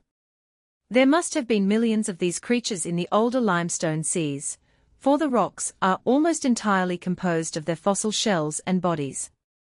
By and by a rather superior animal inhabited the seas of Wales, called a trilobite, of which you will see a picture on the opposite page. This curious animal was of the same family as the shrimps and prawns, but much larger, and he must have been a giant among the others. None of these animals had any bones, you must understand, but they had a hard shelly covering to support their soft bodies inside, and no doubt the trilobites were able to swim about very fast. 7.3. Trilobite. What I want you to take notice of now is the progress that has been going on from the almost motionless Eozoan to the shellfish and starfish, which could crawl along the bottom of the sea and over the rocks, to this active, quick-moving trilobite, with his great paddles. Then the next step is a very great one, when we come to animals with bones. The first of these are fishes. All the other bones are joined to the backbone, therefore all animals with bones are called vertebrata, which is a Latin word meaning having a backbone with joints. Now animals with bones are plainly superior to those with only shells, and when we find fishes among the rocks of Wales and Devonshire we know that we are beginning to pick up some important pieces of the puzzle of life. These fishes were most of them related to the sturgeon, and their bones and teeth are found in great quantities in the old red sandstone rocks, just below the coal.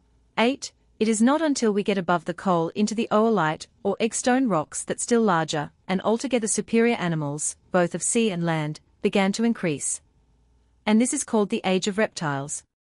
This has been called the Reptile Age because there were such numbers of animals like crocodiles, lizards, and tortoises, which are all reptiles, and some of them were of immense size.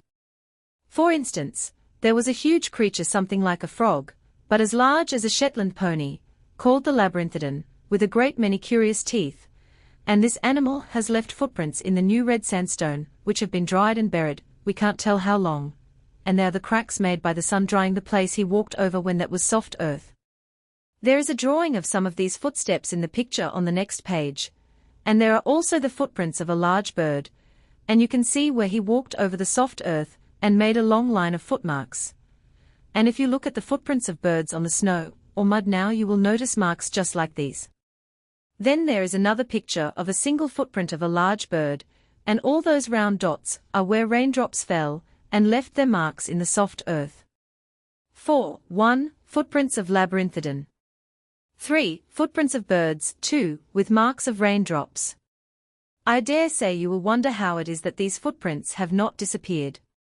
Well, when the animals and birds that made them had gone the marks became filled with dry sand, no doubt blown in by the wind, and then the mud dried hard, and at last it became covered with other earths and sank slowly down, just as the coal forests had done before, and remained there until we dug it up with these tracks of the birds and animals that lived then.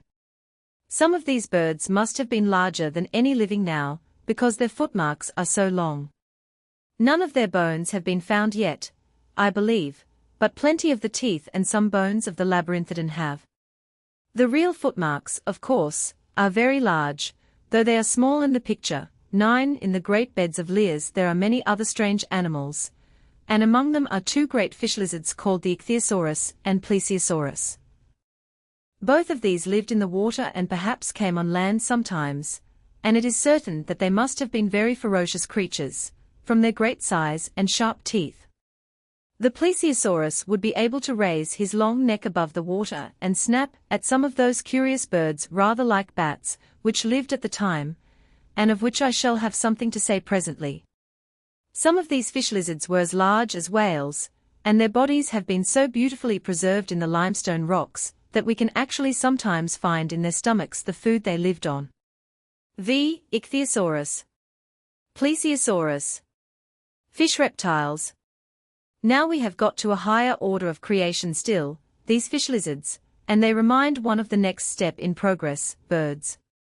You know that all birds lay eggs, so do almost all reptiles, such as crocodiles, lizards, and most snakes, so that they are alike in this. Then the Plesiosaurus with his long neck reminds us of such birds as the heron and the swan, but he is altogether more like a reptile than either a fish or a bird. There were also huge land reptiles, which lived in the forests of the time, and must have been a terror to the smaller animals. From the bones of one of these, which have been found in the oolite clays near Weymouth in Dorsetshire, the Cetiosaurus, we see that it must have been nearly as large as an elephant, and there are others called the Megalosaurus, Dinosaurus, and C.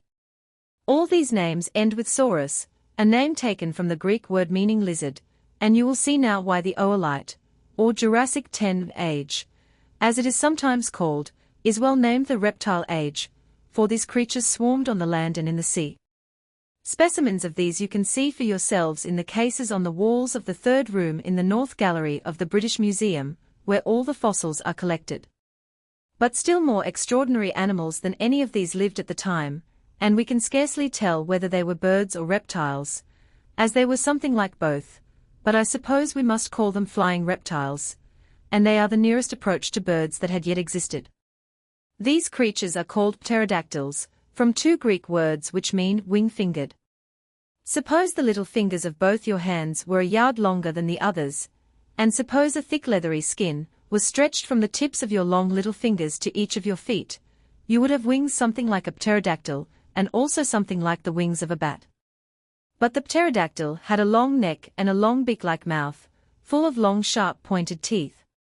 It could not walk much, I think, but it could hang itself up by its hind limbs to a tree or rock, head downwards like a bat, and must have been able to fly very strongly, with its huge leathery wings, but it had no feathers. There were swarms of these curious half-lizard half-bird-like animals on the land, and they were of all sizes, some no bigger than a crow, and some as large as the albatross, measuring 12 feet across their outstretched wings. Their skeletons are some of the commonest fossils in the oolite rocks, all through the great reptile age. 11 And now you see we have come to a reptile that can fly, but, excepting for its wings and some of its bones, more like a crocodile than a bird. A little further on we find another curious animal in the oolite rocks, which is much more like a true bird than the pterodactyl, because it had feathered wings. It is called the Archaeopteryx, which means ancient wing, and I have given a picture of it on the same page as the pterodactyl, so that you may compare them together. The blade bone and merry thought of this creature were exactly like those of a bird, and so were the feet and legs, which would enable it to walk easily, or perch on the branch of a tree, but the tail was long and many-jointed like that of a lizard, with a fan of feathers growing on each side of it, and short feathered wings. Then it most likely had teeth like a lizard, and there were short claws at the bend of the wings. This bird reptile was about the size of a crow, and was the first we know of with feathers, and the limestone rock has preserved it most beautifully through all the long ages, which have passed since it flitted over the land of the oolite period. 12 or later still than these, there lived in America, about the time the chalk was formed in England, two strange birds called Hesperornis and Ichthyornis, both of which had teeth in the jaws. The former was an immense fellow like the penguin, with short wings, and the latter was about the size of a pigeon with large feathered wings. They are finding more of these curious creatures every now and then in America. Some are without teeth, and have a horny bill like that of a real bird, and in other ways more nearly resemble living birds, still they have not lost the appearance of reptiles in their principal bones. 6. Pterodactyl, wing finger. Archaeopteryx, ancient wing. I have been particular in describing some of these fish lizards and bird reptiles, because they, or their near relations, were the principal inhabitants of land and sea from the end of the coal period to the end of the chalk, though there were of course swarms of fishes and shellfish. But I ought to tell you that even so early as this there was at least one animal known which suckled its young ones, and this was a small insect-eating creature not larger than a rat, of the same family, called marsupial, as the kangaroo of Australia, which carries its young ones in a pocket or pouch in its skin. All this time, we have been hunting for parts of the puzzle in those ancient oolite rocks between the coal and the chalk, and those we have found are very important. We have seen the slow progress from simple seashells to simple fishes, and then onwards to fish lizards and bird reptiles with one little marsupial animal, of a far higher kind, in between, as if to tell us beforehand what more complete and perfect animals we might expect by and by. After the fishes we have found fish lizards, then bird reptiles with wings, but no feathers, and later still a bird reptile with wing and tail feathers. How different the life of the earth was at the end of the reptile age of the oolite rocks, to the far back Laurentian time, when one little creature, our old friend Eozoan, alone held possession of the seas. The Cretaceous period. Now let us look into the rocks next above, and see what is to be found there. We have arrived in the Cretaceous period, or time when the chalk was formed. 13. You remember I told you might call this foraminifera earth, because so much of it was made up of the shells of these tiny animals, thousands of which could be put into a thimble. Whenever you make a mark with a piece of drawing chalk you rub off a number of them, and you will see what pretty little creatures they were if you look at the drawings of some of them on the next page, as they are seen under the microscope, magnified thousands of times their natural size. But there are others of different shapes. On the same page too there is a handsome shell, called an ammonite, and of its real size, common in chalk rocks. The seas of the time must have been very deep, as I have explained before, and the chalk contains numbers of bones of fishes everywhere, and many of the remains of the reptile-like creatures of the time before. Corals, sea urchins, crabs, and sea abounded, and as you can scarcely ever see chalk without immense flint stones in it, you may suppose what millions of sponges lived on the rocks, for these flints are partly made up of their fossil bodies. 14. Another Cretaceous period is beginning now at the bottom of the Atlantic and Pacific Oceans, where it is deep enough to cover the Alps, for these little foraminifera are living on the surface in countless millions, and day by day their fossil shells are settling down to the bottom and forming a soft grey mud, full of the carbonate of lime like chalk. The climate of the Cretaceous age was mild and pleasant, as we know from the kind of animals in the seas. Slowly the water began to get shallower and shallower by the upheaval of the bed, and at last the bottom of this mighty chalk ocean came up to the light and sun, to be covered in some places with the drift and worn particles of older rocks swept over it by rivers, and to receive new plants and new animals, and in some places to remain almost bare, as it is on the downs of Brighton. 7. Fossils of the chalk. 1. Ammonite. 2, 3, 4 Foraminifera, chalk builders. Now we take one more step upwards into almost a new world, the world on which mighty animals lived, and which man came to share with them. The Tertiary period. The reign of the reptiles is now past.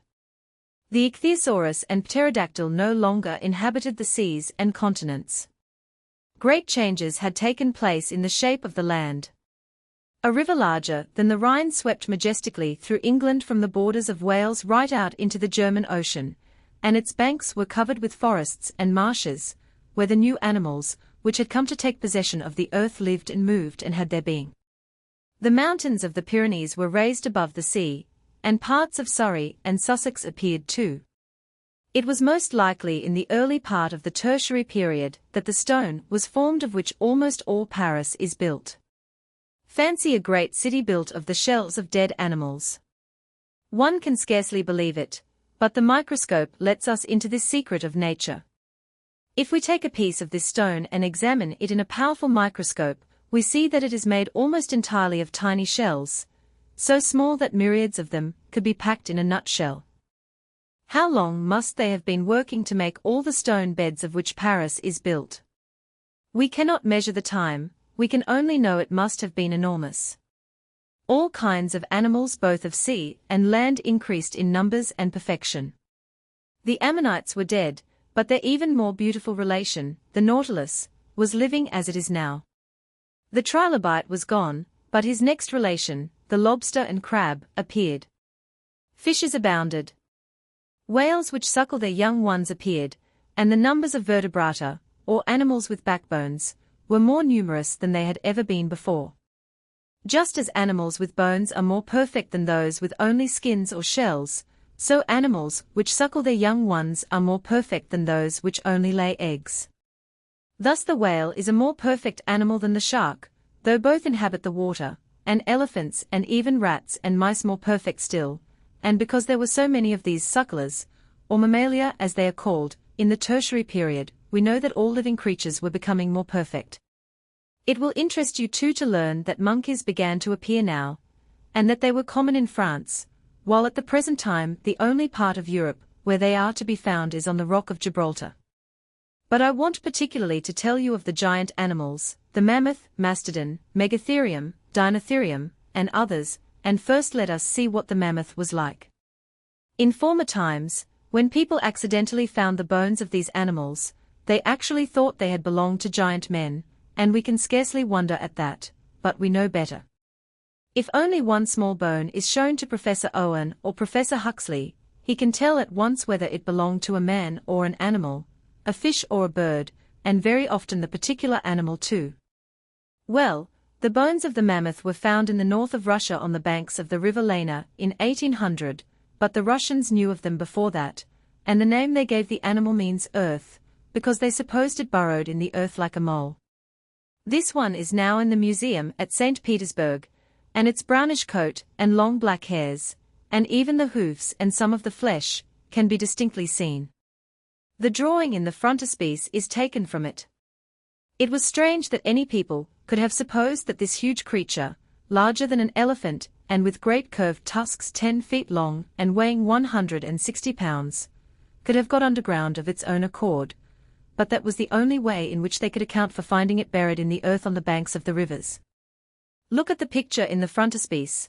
What a splendid animal he was, this old elephant, larger and stronger than any living elephants.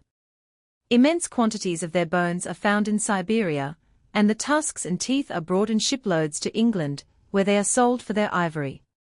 Their skeletons have been found in most countries of Europe, in many parts of Asia, and in North America, and these animals must have been common at one time near London, for their bones have been dug up in the brick earth at Ilford in Essex and other places near the Thames. There is a skull with tusks set up with iron supports in the British Museum. 15. There was besides another animal very much like this called the mastodon, but it had tusks in the lower jaws, as well as the upper, 4 in all, and the lower tusks dropped out when the animal grew old. The whole skeleton of one of these is also put up in the museum, which you ought to go and see. 16 mastodons' bones have been discovered in England and other parts of Europe, and in North and South America and India, so that they were spread pretty well all over the world. They had very curious pointed teeth rather like a lot of fir cones piled together, not flat grinders like those of the mammoth and all living elephants, and perhaps they fed upon fruits and nuts and boughs, as I do not think they could have managed well to chew grass and leaves with such pointed teeth. The teeth in their old dead jaws are still beautifully white, and look like china. Both the mammoth and the mastodon had long trunks of course, and they must have been grand-looking creatures marching about in the English forests. We should be very much startled if we were to meet one of them now in an English wood, but there is no chance of that. They have all passed away, and the only relations they have living are the elephants of Africa and Asia. During this tertiary period, or at least the early part of it, besides the mammoth and mastodon, the hippopotamus and rhinoceros were plentiful about the Thames. Those same Ilford marshes in Essex have been a complete storehouse of the remains of these animals. The bones of 100 different mammoths and 80 rhinoceroses have been dug up lately from the damp, black soil, as well as many belonging to the hippopotamus, and we can have no doubt that all the swamps along the north side of the river were inhabited by large herds of these huge beasts, or so many of their skeletons could not have been collected in one place. It is very likely they were overtaken in a flood of the river and drowned, and their bodies sank down in the mud of the river bank, but anyhow, there they are to tell us that they lived and died almost within sight of the Tower of London, if it had been built then, as of course it was not. 8. Gigantic Irish Stag, Cervus megaceros. Long, long ago too, before there was a single brick where London stands, and when the few human beings who were living were obliged to hide themselves in caves, great lions might have been heard roaring at night in the forests of the Thames Valley. The bones of this lion have been found in many different parts of England, and a terrible fellow he must have been, for some of his canine teeth, the long sharp teeth in cats and dogs, were more than 6 inches long. Indeed they were like small swords, and this is why he has been called the saber-toothed lion.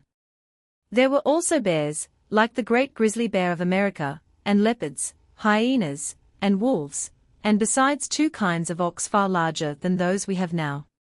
But one of the handsomest animals was the great Irish stag. When standing upright, the top of his horns would be as high as 2 tall men. He was indeed a fine fellow with his immense spreading antlers. The deer in our parks would look dwarfs beside him. He inhabited both England and Ireland, but, being found more often in Ireland, he has got the name of the Irish stag. As many as 30 of the skeletons of these stags have been found together under a bog in Ireland, and in some of the bones the marrow is still preserved, and they burn well. Fences have been made of these bones in Ireland, and when the people of a small village in the county of Antrim heard of the Battle of Waterloo, they made a great bonfire of the bones and horns of the Irish stag to rejoice over the victory. I dare say these stags were hunted by wolves, and perhaps driven onto the ice of ancient lakes, where they broke through and got drowned, for so many of their skeletons are found together. I could not pass this magnificent stag by without giving you a picture of him. 17. He was a much nobler looking animal than the reindeer, which lived along with him at the time in England, and from his appearance I should say he was a swift runner and great fighter. Some antlers have been found locked together, just as these stags died in mortal combat, and I never see Sir Edwin Landseer's beautiful picture of 2 red deer stags fighting without thinking what a grand sight it would have been to see 2 of these great Irish stags rushing at each other with their powerful horns. Not one of those animals is living now, and none of them is mentioned in any history or tradition whatever, and though there is no doubt that men living in Europe saw the mammoth alive, as you will find in the next chapter, they knew of no kind of writing in which to tell us of them. These fossils are the only records left, but they speak plainly enough of the time when England and the whole of Europe were inhabited by these races of huge animals. 9. The Megatherium. Now I must carry you away to South America, where there are more wonders. If I were to tell you of all the singular monsters people have found in the beds of the rivers there, it would make a book of itself.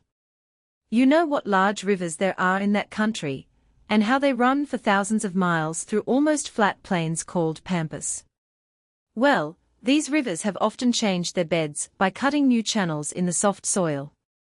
The old dry beds of the rivers are the burying places of some most curious animals, but I have not room to tell you about more than one of them at present. He is called the Megatherium, which means great beast. His size and strength were enormous. The largest hippopotamus looks small by his side. His leg bones are bigger than your body. He was more like the sloth than any other living animal, but he could not climb. He stood on those huge, broad hind feet, with his strong tail as a sort of third leg, and tore down the branches of the trees to feed on, or even rooted them up to get at the leaves. Standing by his skeleton in the British Museum, 18, one feels quite a shrimp, and he looks strong enough to walk away comfortably with an elephant on his back. Another immense animal inhabited South America at the time, which geologists have called Dinotherium, or dreadful beast. 19. He was a relation of the mastodon, but his tusks were very curious.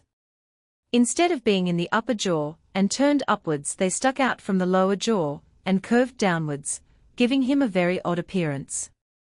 He most probably had a trunk like the mammoth or mastodon, but perhaps not so long. All these of course were vegetable feeders.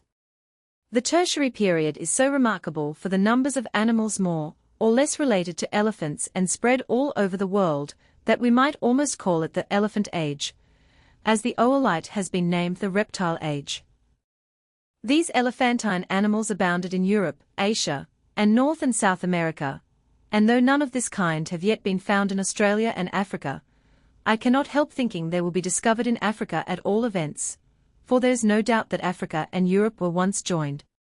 Australia possesses that animal so unlike all others that when we first see it we are quite astonished, the kangaroo. The bones of a huge fossil kangaroo have been found in Australia, which must have stood 14 or 15 feet high I should think when on its hind legs, or more than twice as large as any living now, 20. Then there were giant birds in New Zealand, something like the ostrich, called Dinornis, or dreadful bird. These fellows had no wings, and they must have been very much taller than the ostrich or emu. To look at their leg bones you would think they were the bones of oxen instead of birds, they are so immensely thick and strong. I do not think any of these are living now, because they have been sought for carefully, and none of the natives even can say that they have seen one. But their skeletons are common in the surface earth, and their bones, cracked to get the marrow out of them, are often dug out of the heaps of refuse collected about ancient cooking places.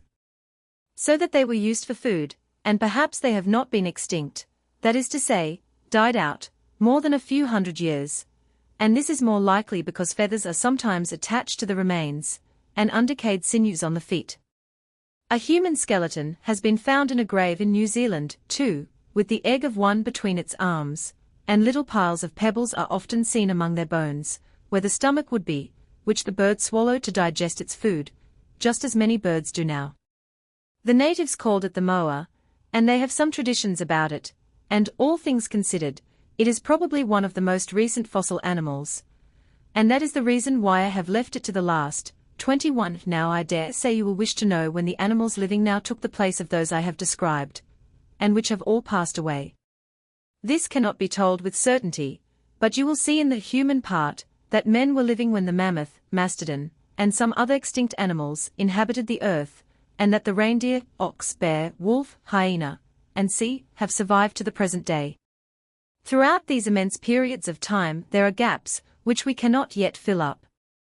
No one can yet say, for instance, when the last of the mammoths disappeared, and the first of their near relations, the Indian and African elephants, took their place.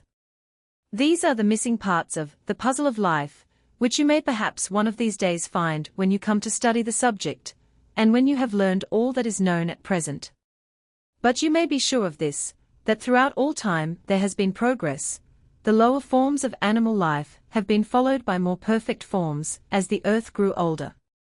It is true the lower forms of life have not all died out. These imperfect animals have run through all the ages. The chalk builder of the Cretaceous age lives in the ocean now, and there are many other simple animals which lived in old red sandstone times, and are not extinct yet, but wherever a superior kind of animal has passed away another more perfect has taken its place. This will be seen at once if we compare the reptile age with the tertiary. The great ichthyosaurus, plesiosaurus, and pterodactyl are gone, but now we have the more perfect crocodiles and birds. The mammoth is gone, but we have the elephant. There are no giant mosses or towering tree ferns, but our forest trees are more perfect and more varied. The plants which formed the coal forests and once clothed the earth with beauty have dwindled away to the lowly forms, which we must stoop to examine in swamps. And these humble plants are all the surviving relatives of their once noble family. The lordly oaks and elms, stronger, and even more lovely in the sweet drapery of their foliage, and much better fitted for our use, have succeeded all those soft-stemmed plants which grew so fast and were the best possible kind for forming coal. When you are able to study what is called comparative anatomy, you will see how wonderful the plan of creation is, and how beautifully it has been worked out by its great designer. You will see in the bones of the reptiles of the Oolite rocks a prophecy, as it were of the birds and animals which were to come. What could be more prophetic of animals with the power of perfect flight than the leather-winged pterodactyl, half lizard and half bird? In some of these animals you will see bones only half formed, and useless to that creature, which were brought to perfection in later times, and became the most important part of the body. It is very difficult for me to make all this plain to you, but if you are really interested in it you will go to a museum, where the fossils are collected, and then I am very much mistaken, if you do not find a new and strange world open to you. Footnotes: 7 numerous specimens in case number 7, room V, 8 specimens of fossil fishes from various rocks in war case number 1, room 2. 9 see examples in the large war cases in rooms I, 2, and 3, North Gallery. 10 so called because the mountain chain of the Jura Alps was raised during this period. 11 several specimens in room 3, and in table case number 16, room 4. 12 war case number 11 in room 3, several specimens, imperfect. 13 from the Latin word creta, meaning chalk. 14 ammonites in the table cases in rooms V, and 6. 4 enlarged models of foraminifera, see case number 15 in room V, 15 room 6, North Gallery. 16 in the same room. 17 complete specimens of male and female in the middle of room V, 18 room 6. 19 head and tusks in war case number 2, room 6. 20 skull in war case number 1, room 6. 21 several specimens in war case number 11, room 3. The human part. The history of the human race is of course even more interesting than that of the plants and animals which lived so long before man and prepared the way for him, because man is the crown of creation. When first placed on this earth he must have been but little superior to the animals in his outward life, though he had very different powers within him. He could gather the fruits of the earth like them, and perhaps use some of the smaller creatures as food, but he could do little more. He scarcely knew that he possessed the faculties, which would in time make him lord of the earth and the creatures inhabiting it. By slow and painful experience he was to gather those stores of knowledge that were to enable him to overcome difficulties, to provide him with shelter from the weather and protection from dangerous animals, give increasing comfort and power, and set him so far above all other created things. He found plants and animals for his use, and the dwellings in caves and holes ready-made by nature. He could neither build houses nor make weapons. The first weapon he ever used probably was a stone, which he could throw at small animals. Then he would find out that long, sharp-pointed sticks could be thrown like spears, and he also found that a long pliant piece of wood when bent would fly back, and in this he would see a means of throwing smaller pointed sticks like arrows, and I dare say the discovery of the way of making a bow with a string of twisted animal skin was a great invention, and it certainly would be a very valuable one. Many generations must have passed away before he got even as far as this. It is very easy for us, who see bows and arrows from our childhood, to understand their use at once, but the first human inhabitants of the world had to find them out for themselves. They began with no knowledge at all. The beasts of the field and the fruits of the earth were given them, but they could make nothing. They had not even the natural covering of hair, or wool, or feathers, which animals and birds have, and they must first have clothed themselves with skins of these. The wants of their daily life were so great that they had no time to think of anything else, but when it became easier to satisfy these bodily wants their minds turned to other things. They must have seen that when the seeds and fruits of plants fall upon the ground they grow and produce the same kind of plant, but they did not at first think of gathering a great number of these seeds, and sowing them in one place and making a garden. They could wander about and gather all they needed as they became ripe, for there were few people then. Their life was like that of the lilies of the field, they toiled not neither did they spin, as Christ says of the flowers, but when they began to increase in number something more was wanted. People began to feel something within them which we call intellect, and this must be satisfied. It was not enough to live, as if they were no nobler than the animals. Something stirred in their minds which told them they must not stand still. The Creator has made both us and the wood and stone and metals, and has given to us the power to make other things out of them. Thus we are nearer to Him in power than any of the animals, who cannot change the rough materials into other forms.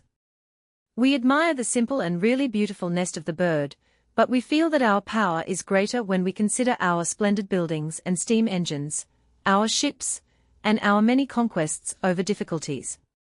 But if we did not use these greater powers of mind and hand well, we should find them grow weaker and weaker until we might almost lose them. You may easily suppose that there was a time when men could not write, and there were no books of any kind, nor any other means of exchanging thoughts except through spoken language. The earliest histories about the human race always speak of men who lived before those histories were written. We have nothing about the earliest men written by themselves. It is always someone else who writes of them, referring to their deeds, and to events which happened long before. The art of writing has grown up gradually and very slowly, for when the inhabitants of the earth became numerous, they felt the need of some way of expressing themselves to those at a distance from them, and for making a record of things that happened and might be forgotten. Some of the earliest means of writing were by pictures, like the picture writings of Mexico, 22 found by the Spanish conquerors, and something of the same kind is even now used by the Chinese and Japanese. Their writing is made up partly of pictures and partly of queer signs which stand for the names of things, as you know if you have ever seen one of their books. One of the oldest forms of writing known is the hieroglyphic, which is said to have been first used by the Egyptians about 2,100 years before Christ, and another is the arrow-shaped writing of the Assyrians. These were cut on stone and metal tablets, and most of them are the histories of their kings. But there are some writings on stone in India which are thought to be older still. The Egyptians made great progress in writing afterwards when papyrus was invented. 23. This is a kind of paper made from a reed which grows abundantly in the River Nile, and many of these papyrus writings are preserved in the British Museum, as well as the writings on stone of the Egyptians and Assyrians, and learned men have spelled out a great deal of the history of these nations from them, though the language is quite different from any spoken or written now. Picture writing was most likely one of the earliest inventions in this way, but it was so troublesome that signs were used to express the same things as the picture. For instance, suppose a history of a king was to be written. The word king would be shown by something he always wore, such as his crown, and this sign would become more simple until at last it might not be anything like a crown, but it would be remembered that the sign stood for a king all the same. The first letter of the Hebrew alphabet, Aleph, means an ox, and the letter is something like the shape of the head of that animal with its horns, and another letter, called Shin, which in Hebrew means a tooth, is actually very like a tooth with 3 points. In many languages these signs have become so altered that they do not now resemble the things they at first stood for. But the first steps in the invention of written language were certainly made by signs representing the thing of which the person wished to give an idea. But you will learn all about these ancient writings from other books. The men whose lives I am going to describe lived long before any of these writings were invented. They spoke a language, of course, though there's nothing left to show that they knew of any kind of writing, and they are called prehistoric men, because they lived before there were any histories either written by themselves or about them. But they could draw a little, as we know from the pictures of animals, birds, and fishes scratched upon pieces of slate, and bone, and stone found in their graves. Perhaps these pictures were memorials of their great or wise men, or showed that they were clever hunters, or fishermen. They knew the use of fire. Half-burnt bones and wood and ashes are plentiful in the caves where they lived. They had none of the means we possess for kindling fire, and there are only 2 ways by which they could have got it. They might have rubbed 2 pieces of very dry wood together until the heat lighted them, as many savages do at the present time, or they might have struck sparks from flint upon rotten wood and blown the spark into a flame. We may be sure that when once a fire was lighted they would take care it did not go out, and if they wanted to travel they would carry with them a piece of smouldering wood to light the fire again. I do not suppose that these prehistoric men were any more civilized than the savages of Australia and other countries, and I have often thought, when looking at these savages, that they live in almost exactly the same way as the earliest inhabitants of Europe did. They have the same shaped weapons and tools made of stone, and these are fixed to the handles in the same way. They have the same kinds of needles and fishhooks made of bone, and they sew skins together with threads made from the sinews of animals. Thus we see men living now in many parts of the world who are quite as uncivilized as the old inhabitants of Europe, who lived perhaps thousands of years before the Egyptians and Assyrians. These very ancient men knew nothing about metals. All their tools were made of flint, or bone, or stone, and they were of the rough shape you see in the pictures on the next page, and it is for this reason that this has been called the Stone Age. These were chipped out with great trouble and labor, and most of them were not even polished. With these they had to kill animals for food, to cut down trees, and fight against their enemies.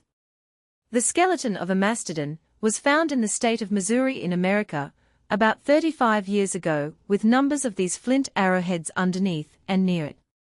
Perhaps it had been shot at with arrows, and when it died the flint points fell out of its decaying flesh. But it is not likely that these prehistoric men could have killed many such large animals, unless they caught them in pits covered over with branches of trees and earth, into which they might fall, as elephants are sometimes caught in Africa. 1. Flint arrowhead. 2. Stone axe in handle. 3. Flint knife. 4. Bone harpoon. 5. Bone needles. 6. Scepter made of horn. 7. Marrow spoon.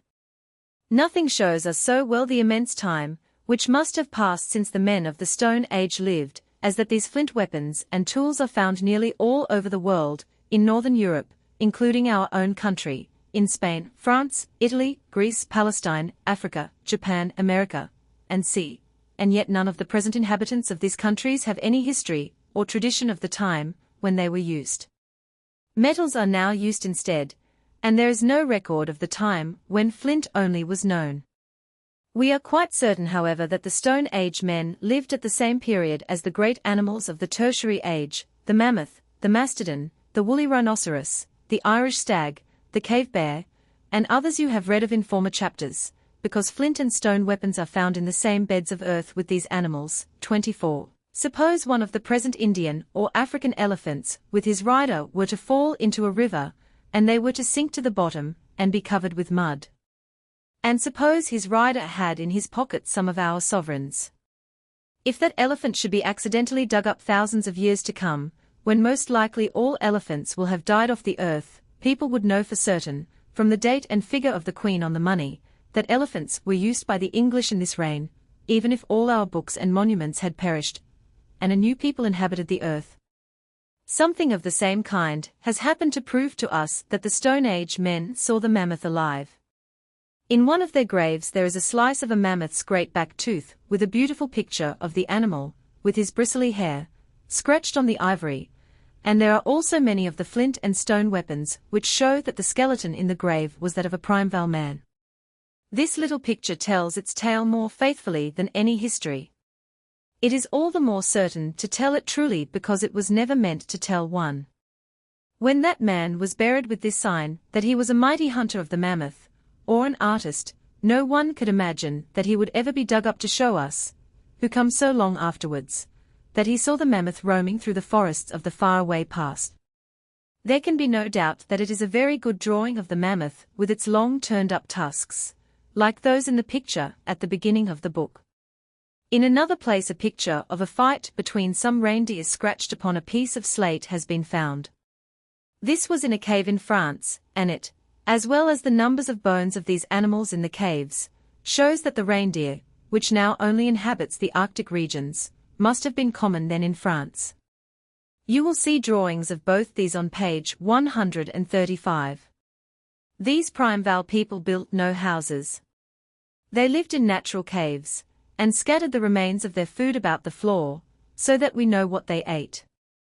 Among the animals they used for food were the horse, the reindeer, the ox, the cave lion and bear, the wolf, the hyena, the goat, the hare and several others, besides salmon and other fish. They were very fond of the marrow of the bones, which they cracked with stone hammers, and had little spoons made of bone with which to pick it out. They had places for making flint weapons too. At Sisbury Camp, near Worthing, there is one of their old workshops. There are galleries dug into the chalk where they got the flints, and there are thousands of chips of flint lying about, with half-finished arrowheads, and some of the tools they dug with. They had no spades or pickaxes, but they used the broad, flat, shoulder blade bone of the ox as a spade, and the sharp brow antler of a deer's horn for a pickaxe, to get these flints out with. It must have been very hard work for them, because bone spades and horn pickaxes would soon wear out, and would not be nearly so useful as ours made of iron. 11. Picture of mammoth scratched on ivory. Fight between reindeer scratched on slate. It is difficult to be certain how these Stone Age people cooked their food. Of course they could have roasted it, and the half-burnt bones in some caves show that they did so, but in some caves in France there is not a single burnt bone to be found. In these French cave dwellings, too, there are no pieces of earthenware, as there are in some others, so that the people could not have boiled it, unless they had wooden pots and dropped red-hot stones into the water in them until the meat got boiled, as some savages do now. Or they might have cooked it under the hot ashes. The people who used earthenware must have made more progress. It is easy to understand how they made this useful discovery. Suppose they had lighted a fire upon a damp clay soil, the earth would get baked hard and crack off in pieces, and they would see that this soil could be worked in the hands while soft into the shape of pans and dishes, which could be dried quite hard in the sun, or baked in hot ashes, just as boys make clay marbles now. They could live much more comfortably even with these rough earthenware things, and cook their food more conveniently, but they still used the stone and flint tools and weapons, and iron was still unknown to them. The people of whom I have been speaking are principally the men of the first Stone Age, when the art of polishing tools and weapons had not been found out. They simply chipped these things out of the flints and left them very rough, but the men of the next, or second Stone Age, made great improvements. They ground their flint knives and axes with other stones, and rubbed them down to sharp edges and points, so that they must have been much more useful for killing and cutting up the animals they hunted. All their bone and horn tools are much better made, and sometimes ornamented prettily with marks cut upon them. The second Stone Age men evidently wore clothing, most probably made of the skins of animals, for the long strips of bone with a hole at one end which you see in the picture could not have been used for any other purpose, except to draw threads through something. The threads were very likely either the sinews of animals pulled out of the flesh, or thin strips of their skins, or perhaps the inner bark of a tree twisted into a kind of string. In the colder parts of Europe and America these ancient people would need some protection from the weather. How then did the people of the first Stone Age manage, if they had no bone needles, as I think they had not, with which to make clothing? They must have wrapped themselves in the skins just as they came from the backs of the animals. It is not easy to be always sure, when we find a cave and all these relics of prehistoric man, whether the inhabitants belonged to the first or the second Stone Age. Sometimes there are signs of polishing and grinding on the tools, and then we may suppose that men were gradually getting more skillful, until they finished off all their weapons beautifully. But there is such a very great difference in the perfection of these useful articles found in some places, and those found in others, that we have no doubt men made slow progress, from the rough or first Stone Age, to the polished or second Stone Age. In neither the first nor second Stone period had men yet learned to build any kind of habitations. They lived in caves simply, like wild animals. On the banks of the river Vézère in France, which has cut its way deeply through the rock, there are some celebrated caves once inhabited by prehistoric men, and some of them are very large. They were most likely hollowed out in the cliff by water, and many generations of men lived here. In one of them 4 human skeletons were found, with plenty of stone and flint tools, besides the bones of the mammoth and lion, reindeer, and other animals. The mammoth then, as well as the reindeer, lived at that time in the valley of the Vézère. There is no doubt that these caves were inhabited at separate times by people who used only the roughest and simplest stone tools, and by others who had made some progress, and could polish their tools and make them of bone, and could scratch pictures of animals upon slips of bone and slate. It is curious that all these drawings are side-view drawings, and they are only outlines, just like the drawings of children now, and the Eskimos of the Arctic regions, because these people, although they were grown up, had not discovered the art of drawing in perspective and shading the figures. Still, the pictures are wonderfully true to nature, and must have been copied from living animals.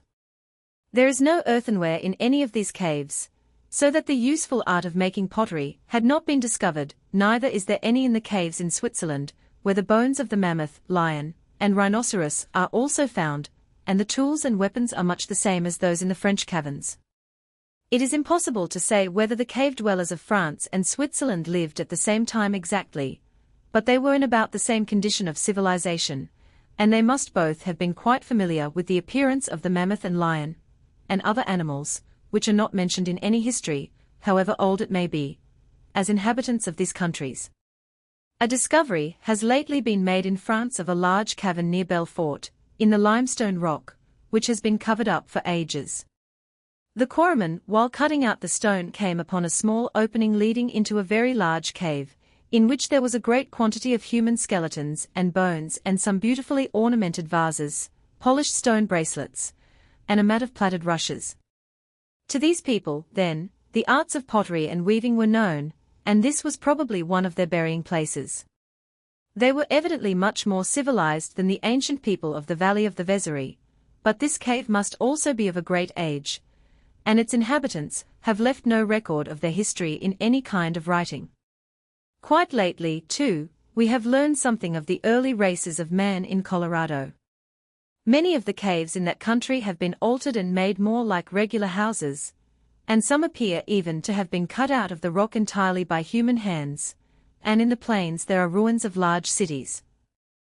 Though still in the Stone Age, for all the weapons yet found among these ruins are of stone, the Colorado people were more civilized than the Stone Age people of the Vézérie caverns, because they had begun to build and knew how to make pottery. It is strange, too, that the present natives of Colorado are not so civilized as the early people, and if they have descended from them they have not improved, but rather the contrary. There are other caverns in various parts of the world containing these curious relics of races long since passed away, but some of the principal have been mentioned, enough perhaps to interest you, and show you that men were living in Europe together with the large animals of the Tertiary period, and that they had made very little progress in the arts and manufactures, and had not even begun to build the roughest houses. In many parts of the world even now there are savages nearly as uncivilized as the cave dwellers of Europe were then. When Captain Cook visited New Zealand, more than 100 years ago, the natives there had nothing but stone and bone tools, very like those found in the European caverns, and the inhabitants of some of the islands in the Pacific Ocean still use stone axes and hammers and bone needles. 25 Captain Moresby, too, who made a voyage to the southeast coast of New Guinea a few years ago, tells us that the natives have beautiful stone axes, but they were so ignorant of the use of iron that they refused to give him one of their stone axes for a new iron hatchet which he offered them. No doubt the stone weapon cost a great deal of labor and patience to make, and perhaps the iron one was made by machinery in a few minutes, and was really more useful, but the native had proved his own axe and knew nothing of the iron one, so that it is no wonder that he refused it. But what a history these two axes tell, the stone and the iron. The stone shows us man in his childhood, and the iron man in his manhood, and what an immensely long time there is between the two. How much thought, and trial and failure, and patience and industry, were spent by mankind before the stone axe grew into the iron. In Europe man has long since grown out of his childhood, but in many parts of the world he is no more civilized than the men who saw the mammoth crashing through the forests of England and France, and heard the lion roar at night on the banks of the Thames, and watched the hippopotamus swimming across the river at Westminster. It is most likely, then, that Europe and parts of Asia and America were inhabited long before those places where men are even now in the Stone Age, such as the islands in the Pacific Ocean, New Guinea, Australia, and c. What a life the prehistoric men of Europe must have lived. Here they were surrounded by huge dangerous animals, and had no means of protecting themselves against them, but with these rough stone weapons. Where London now stands with its miles of streets and busy life, there was a mighty forest, and the mammoth and rhinoceros tramped through it by day, and the lion and hyena hunted the deer at night. When the prehistoric men came down to the banks of the Thames in the daytime to spear salmon, they saw the hippopotamus plunging about in the water among the rushes, sweeping the long grass into their wide mouths, and swimming from side to side with their young ones perched upon their necks. It must have been a grand sight, but a fearful one too, and it is no wonder that men thought the caves the only safe places to live in. Sometimes in India the elephants come into the villages at night and throw down wooden houses and kill people, and they are very much feared, so that we can suppose how much more terrible the mammoth might have been to the uncivilized cave-dwellers. If they shot at him with the flint-pointed arrows they could scarcely hurt him, and it is more likely that they got out of his way as quickly as possible whenever they met him, and took good care never to interfere with the lion and rhinoceros. The lake-dwellers. Among the earliest inhabitants of Europe, there were some who did not live in caves, but I think they must have lived a long time after the cave-dwellers, when they built their houses out in the middle of the lakes. These houses were built in a very curious way, and the remains of them have been discovered in Ireland and Scotland, Switzerland and other countries. The people carried quantities of stones, and earth, and sticks out into the lake and let them sink to the bottom. Then when they had piled up enough to make an island, they laid wood across and set up their huts, and lived there surrounded by water. These were very poor houses of course, but when men had begun to build for themselves, they would find how much more comfortable they were than in damp and dark caves. They must have had some kind of boats or canoes, or they could not have passed between their lake dwellings and the land unless they swam to them, but I do not think that any of these boats have been found. Perhaps they were made of the dried skins of animals stretched over wooden frames, as I have seen savages make boats. 12. Lake dwellings. There was another way of building these lake dwellings, and a better way too. Long poles were driven into the earth at the bottom of the water, and when the builders had got enough of these together they laid other poles across them, and built their huts on this floor above the water. People are living now in much the same way near the Orinoco River in South America, in New Guinea, and in Central Africa. 26. The land all round is covered with water from the overflowing of the rivers, which are very large, and the huts are built up on these poles out of the way of it. The lake dwellers of Europe would thus be safer in their houses from dangerous animals than if they were on land. They were more civilized than the cave dwellers, but still a great many of their tools and weapons were of stone and bone, yet we know that they had made wonderful progress, because they had learned to make pottery, and even to weave cloths out of hemp or flax.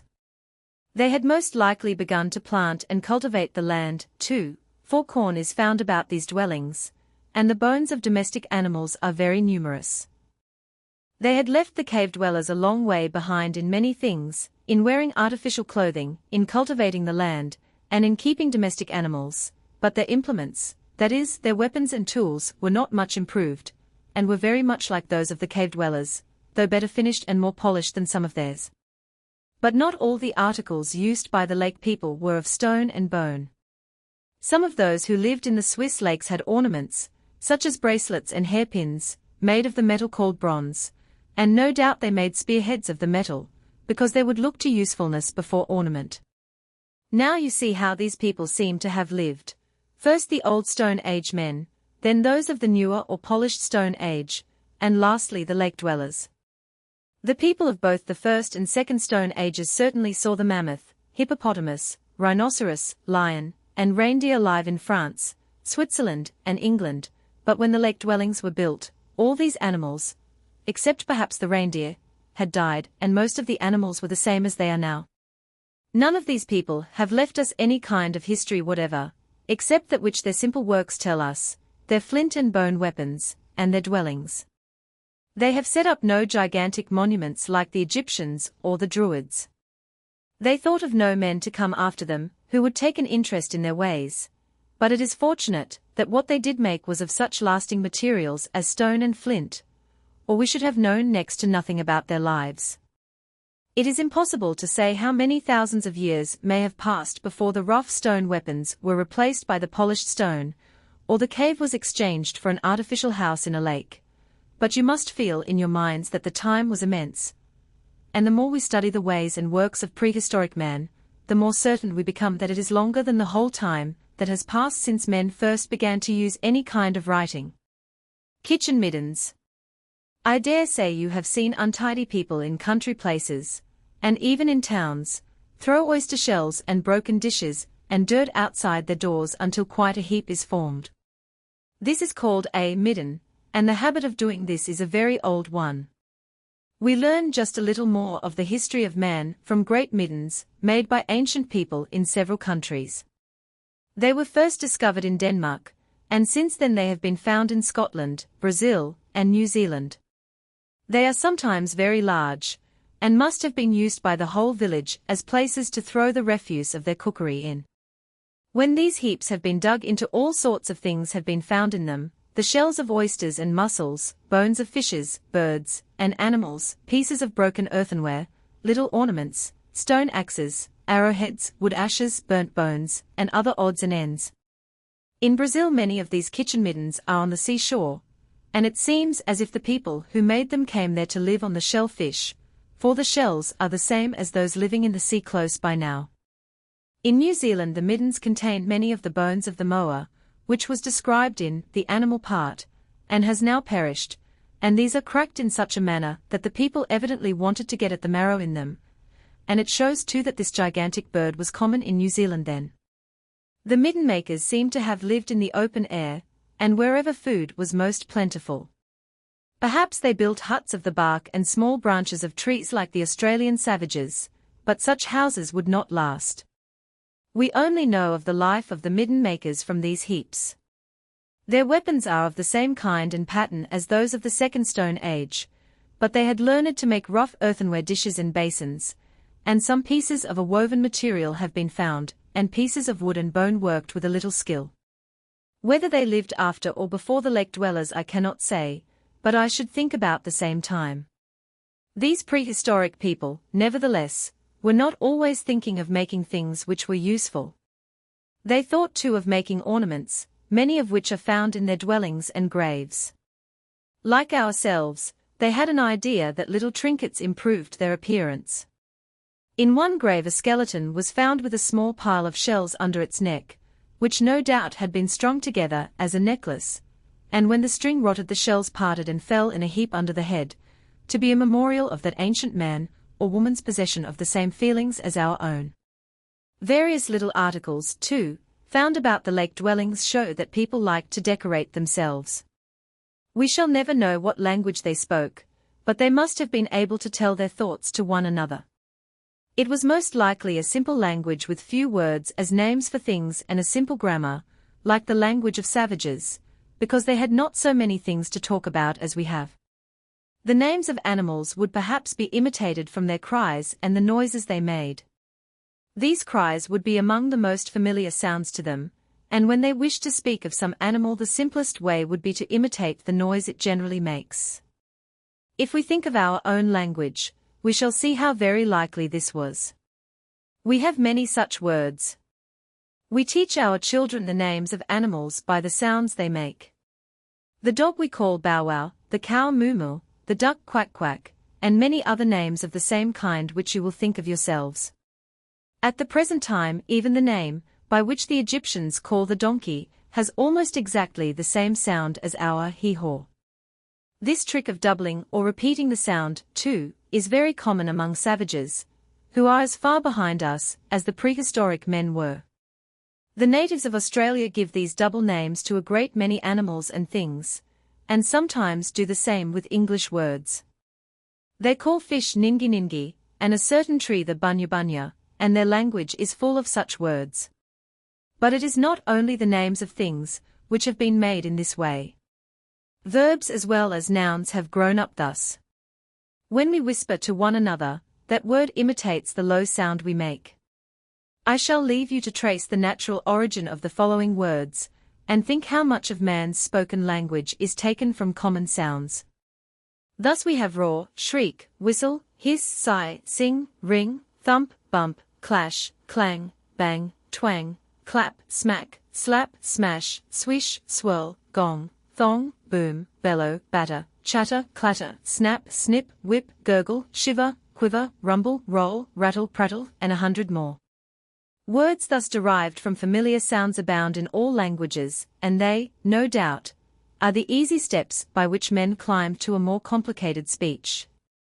The earliest men must have been obliged to pay great attention to animals and birds, which have voices of their own, for to hunt and catch them was the principal occupation of their lives. Therefore, when speaking of them to one another, they would naturally call them by names resembling the sounds they made. Our verbs to squeak and to squeal are certainly taken from the cries of animals when in pain, but I have said enough to show you how language grew up among prehistoric people. We do not know for certain that they had any musical instruments, but they would hear the sighing of the wind among the trees, and it would almost certainly be found out that blowing down a hollow stick or reed, open at one end and closed at the other, would make a whistle. But if they used any of these things they would not last like the stone tools, and have decayed away. And we do know that they had begun to draw upon such imperishable materials as bone and slate. There is a very interesting specimen of a human fossil in the British Museum, which you ought to go and see, if you can.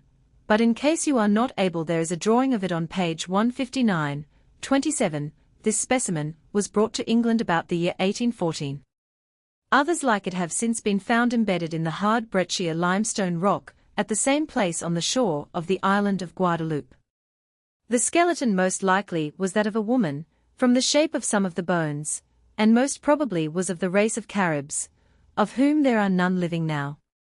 Perhaps this was originally a burying place of the ancient inhabitants of the island, and when the sea washed the small broken pieces of shells and corals over it, all of which contain lime, they hardened into breccia rock, and the skeleton became completely embedded in it. This must have taken a very long time, at all events, but I do not think the Guadeloupe fossils are as old as the people who lived in the caves in France. Some little ornaments and articles of human workmanship are found with these skeletons, which show that the people to whom they belonged were still in the Stone Age.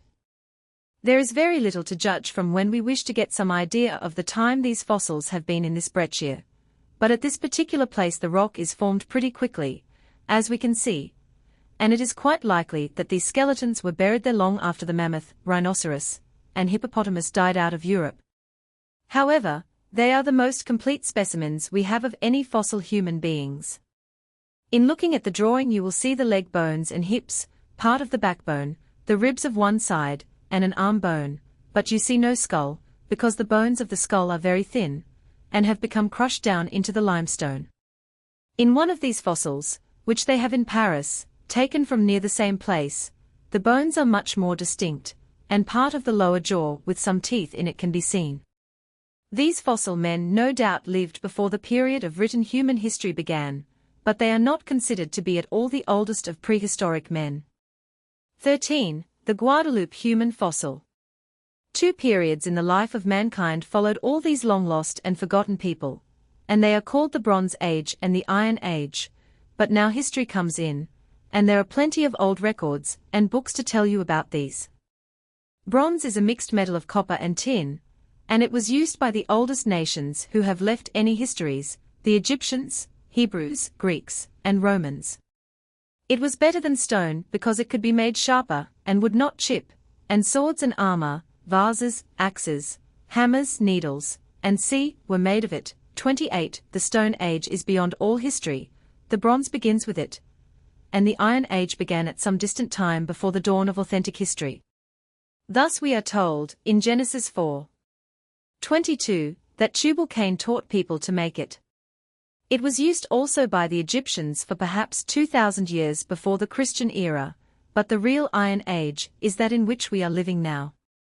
We can, indeed, make all metals much better than any of the older nations.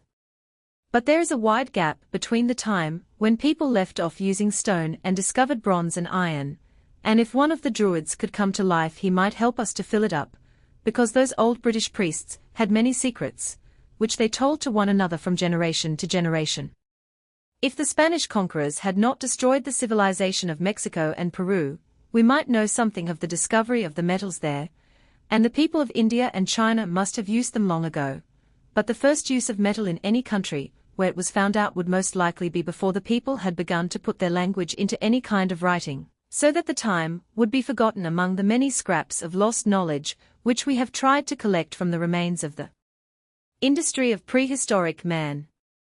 We have seen how much these ancient people differed from us in their civilization, and how far they were behind us in everything, but we must not suppose that they were very different in bodily size and shape. Some of their skulls might have belonged to a philosopher, or they might have contained the thoughtless brains of a savage. The skulls from the Cro-Magnon and Engis caves are quite equal in size and shape to those of several uncivilized, and even of some civilized races of the present time, and there are people in all large cities whose heads are not better formed.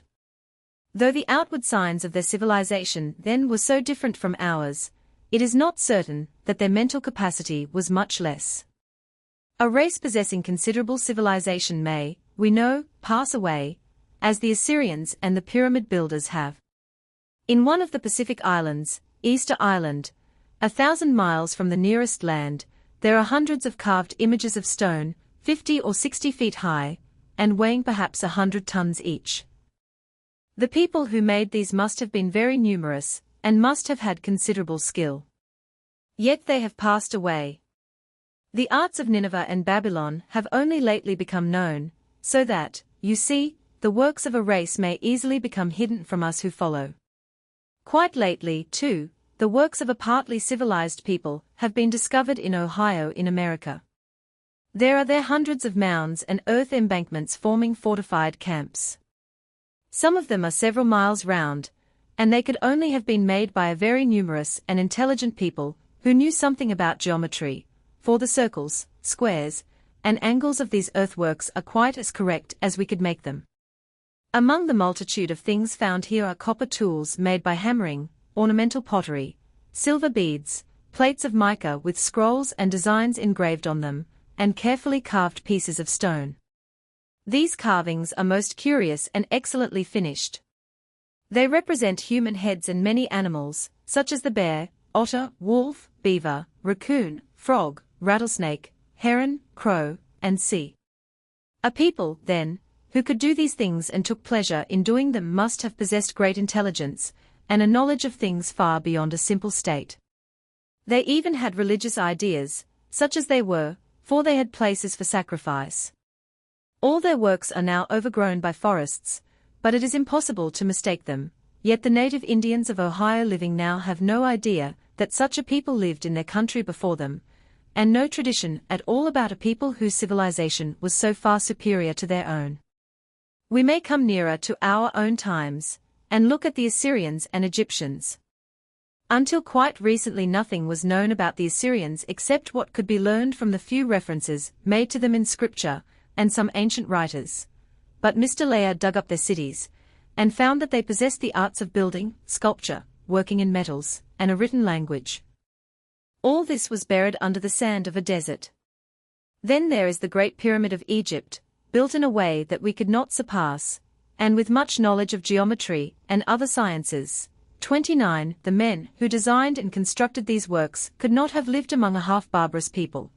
And as these are the highest works of the people, how much there must have been that went before, of which there is no trace now, when Assyria and Egypt were in their age of stone axes and flint arrowheads. I do not think that the Stone Age men of Europe were nearly so civilized. At all events, they have not left any such imperishable monuments as the gigantic images of Easter Island, the earthworks of the Ohio people, or the sculptures, writings, and buildings of the Assyrians and Egyptians, but they might have been more civilized than they seem to have been from their simple weapons and tools. They might have made many things which were perishable, and have been destroyed by time, things which would have given us a higher belief in their intelligence and civilization. The past history of the human race may be compared to the rise and fall of the tide. Wave after wave has risen higher and higher on the everlasting shore of time, and when the tide was at its highest it has fallen again slowly, to rise again, and again in the same way through many ages. We know that man may rise slowly from a simple condition to much civilization and power, and may again sink back almost to barbarism, as has been the case with the people of whom we have been speaking, and then again a new civilization may grow up. It is possible that all now savage nations are the sinking descendants of some, in comparison, once civilized people. Modern nations are taking up the ground of savages all over the world, and soon there will be no trace of these simple people.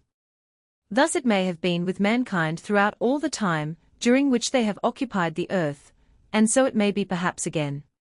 Footnotes 22. A fine Mexican mise-en-diapered cloth, with figures and mystical signs, has lately been added to the Ms. department of the British Museum.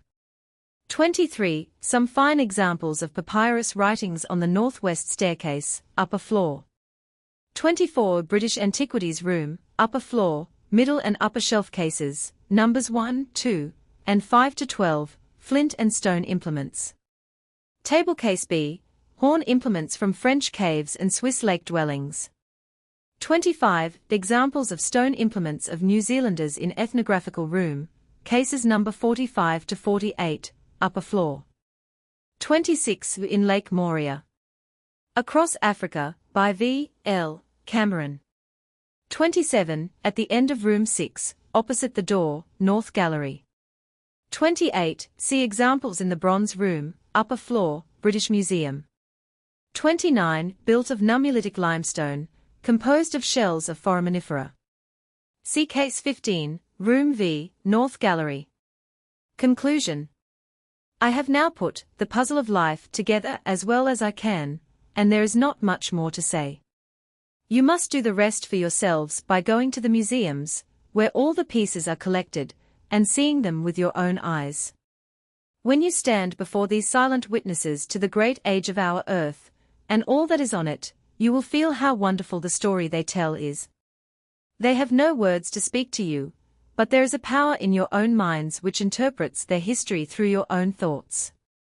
They are only lumps of rock and lifeless bones, but they seem to say to you, we are living again now, because we are teaching you a lesson which the great builder of this universe wishes you to learn from us.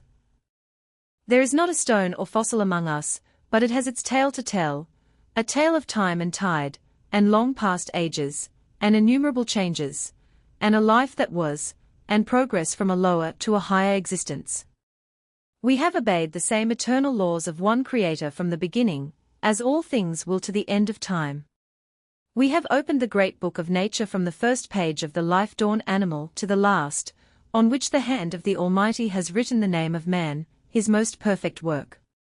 We, you, and all things which have lived and will live, have bodies made of particles, which will be returned to the earth, no single atom of which has been destroyed since the first, but has been fashioned over and over again into innumerable forms of tree and flower, of gossamer-winged insect and towering mammoth, throughout the long ages in which our globe has known day and night, cold and heat, summer and winter. There is nothing sad, if we look at it rightly, in this constant succession of life and death. It is a moulding of forms, and a wondrous birth, and a growing and fair unfolding of life from life, and life from death. For death, a mother benign, transformeth but destroyeth not, and the new thing fair of the old is wrought. G. F. Armstrong. Is it not worth while then to listen to these stories of the earth, to spell them out for ourselves? They are written everywhere, in the mountains and valleys, the rivers and seas, on the hard faces of granite cliffs, on the rounded pebbles of the sea beach, and even in the finest dust of the roads. We have not to go far to hear them.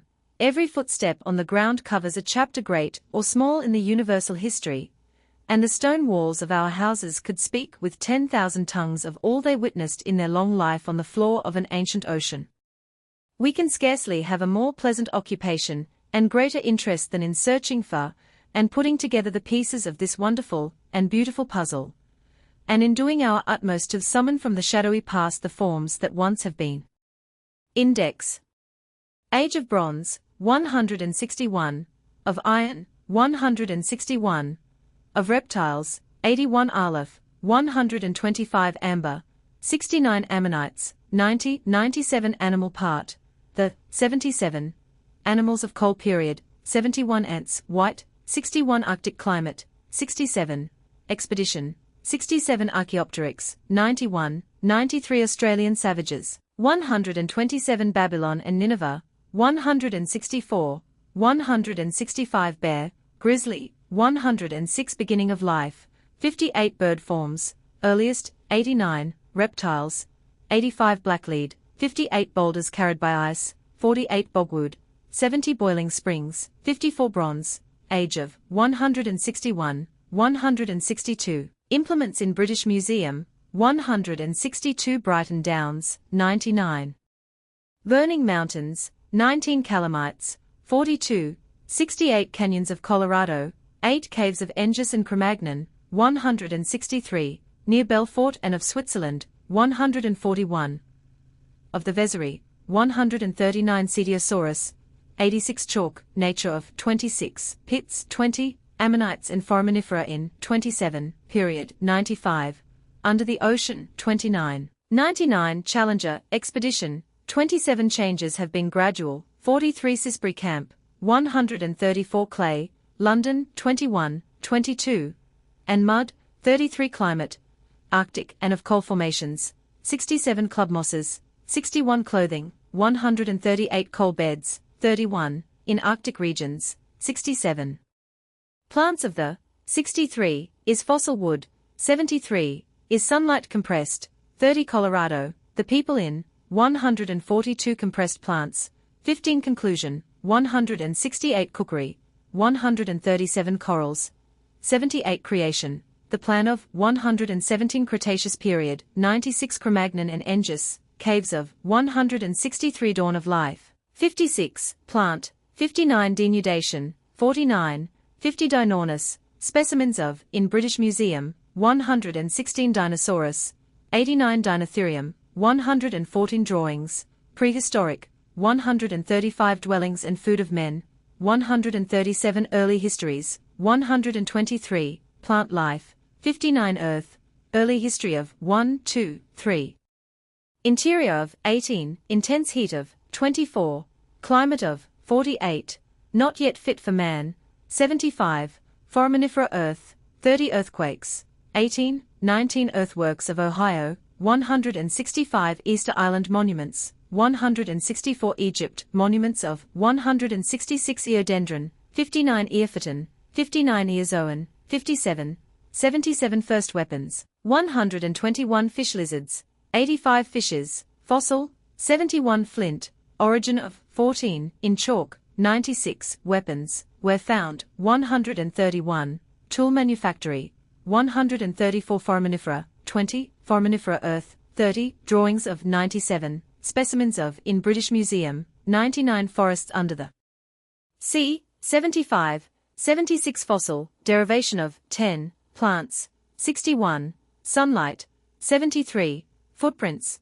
83, human, 157, 159 food and dwellings, 137 footprints, fossil, 83 flying reptiles, 89 geological part, 17 geology, derivation of, 19 geysers, 54 gigantic animals, 101 birds, 115 glacier and icebergs, 47 granite, raised, 23, appearance of, 24 gravel, and c. 35 Great Irish Stag, drawing, and c. of 108 Guadeloupe human fossil, 157 Heat of the Earth, 3, 18 Hebrew letters, 125 Hesperornis, 92 Hippopotamus in England, 105.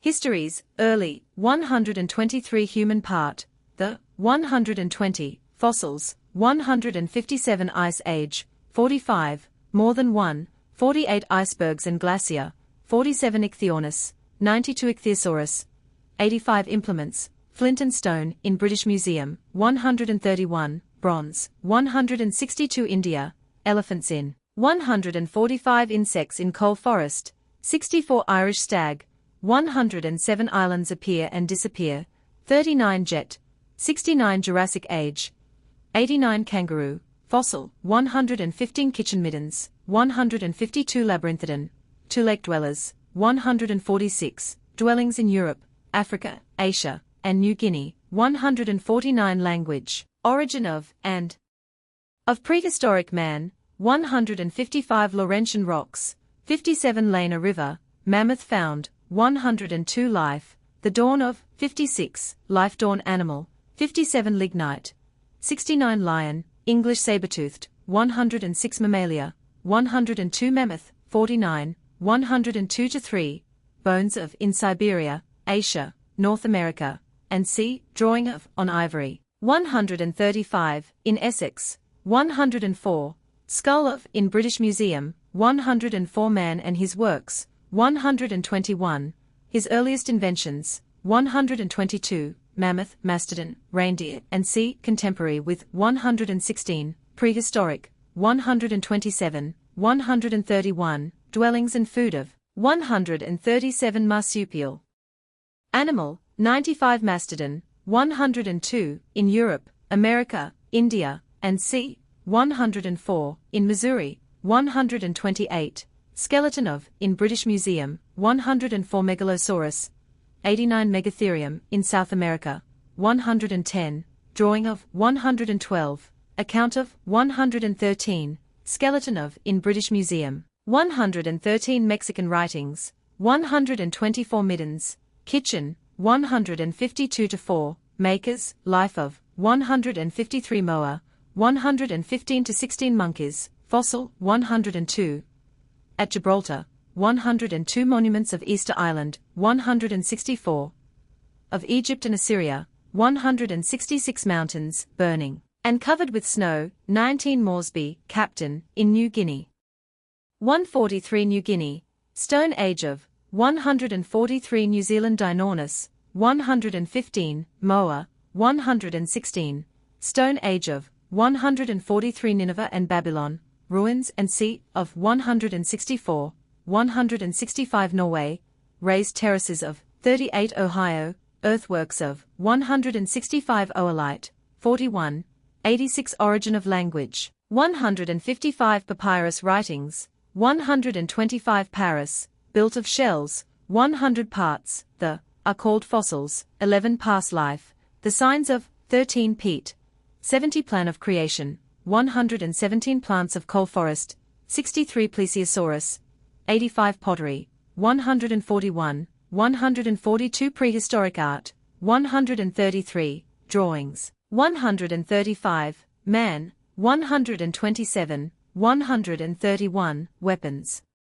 and tools, 129 pterodactyl, derivation of, 89, description of, 90 puzzle, the framework of, 1-16, parts of, were found, 5 Pyrenees, when raised, 100 raindrops, marks of, 84 reindeer, drawing of, on slate, 135 reptiles, the age of, 81 rhinoceros in England, 105 rocks, raising of the, how placed, 21, 25, carried by ice, 48 sandstone, formation of, 25, 26, Old Red, 62, 81, New Red, 77 slate-hardened mud, 15 sponges, 15, 78 starfish, 78 Stone Age, 128, First Stone Age, 137, Second 138, of New Guinea and New Zealand, 143, 145 subsidence, 37 succession of formations, 41, 42 sucklers, 102 sunlight, fossil, 73 tertiary period, 34, 100 time, the work of 167 tools, polished and rough, 139 trilobite, 78 upheaval and depression, 36, 38 vegetable part, the 56 vertebrata, 101 volcanoes and earthquakes, 19 water, a powerful tool of nature, 34, 45, thrown out of the earth, 54 weapons, early, 121, and tools were found, 131 whales, 101 world, early history of the, 3, 4, size and shape, 17. Materials of, 17, heat of, 18 work, the, of time, 167 writing, origin of, 123, Mexican, Egyptian, and Assyrian, 124, 125, on papyrus, 125, by signs, 125 London, printed by Spottiswoode and Co., New Street Square and Parliament Street. Opinions of the press. The present little work, which is specially addressed to children, is written in so pleasant and easy a style, and its descriptions of life on the earth are on the whole so simple and accurate, that we can heartily recommend it to the attention of those who seek such a guide. The illustrations are good, and the general appearance of the book such that it may compare most favorably with other primers of geology. Geological Magazine. Written in clear and simple style, especially attractive to children. It includes an account of prehistoric man, and shows in many other ways that the writer is familiar with some of the latest phases of geological thought. Academy. The avowed object of this charming little book is to place the results of these researches within the grasp of children, by presenting them in language at once clear, simple, and winning. In this hard task Mr. Nicols has succeeded admirably, without resorting to that base subterfuge, the attempt to clothe instruction in the guise of fiction. This is true education, for it teaches children first to observe and then to reason. Though the style of this delightful book is simple and childlike, it is as far as possible removed from being childish. Pall Mall Gazette. The language is plain, the descriptions are lucid, the illustrations apt, and the broad facts of the science are very correctly stated. The work, too, is free from all attempts at fine writing. We wish the book success, as at any rate an attempt to lay before the young fact instead of fiction. Quarterly Journal of Science. The book is a successful attempt to explain the simplest facts of geology, and of the succession of life on the Earth. Westminster Review. The idea is a happy one, and will recommend itself to children, and we are bound to say that Mr. Nicols has carried out his idea remarkably well, and produced a work which will do much to spread sound notions upon the gradual development of our Earth and its inhabitants to the condition in which we now see them. We can safely recommend Mr. Nicols' little book as one that will have a most beneficial effect in opening the minds of its young readers. Popular Science Review. This is a good little book, cleverly written by an able geologist, and well adapted for children. We can recommend the volume as a present to any intelligent boy or girl. Lancet. This book appears to be, in style, language, and scope, eminently adapted for its purpose, which is to awaken among the little folks an interest in the history of life upon the Earth, and give them the taste for more extended study in after years. Illustrated London News.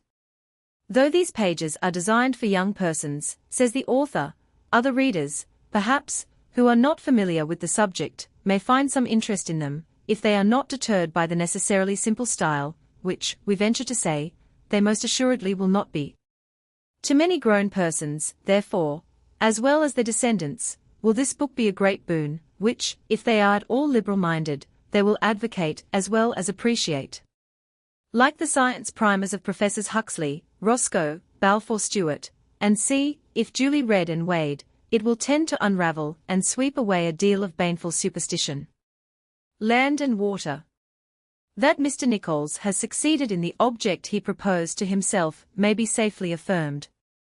He has done his work briefly and lucidly, and has produced a book capable of arresting the attention, not only of children, but of those from whom they receive their earlier lessons.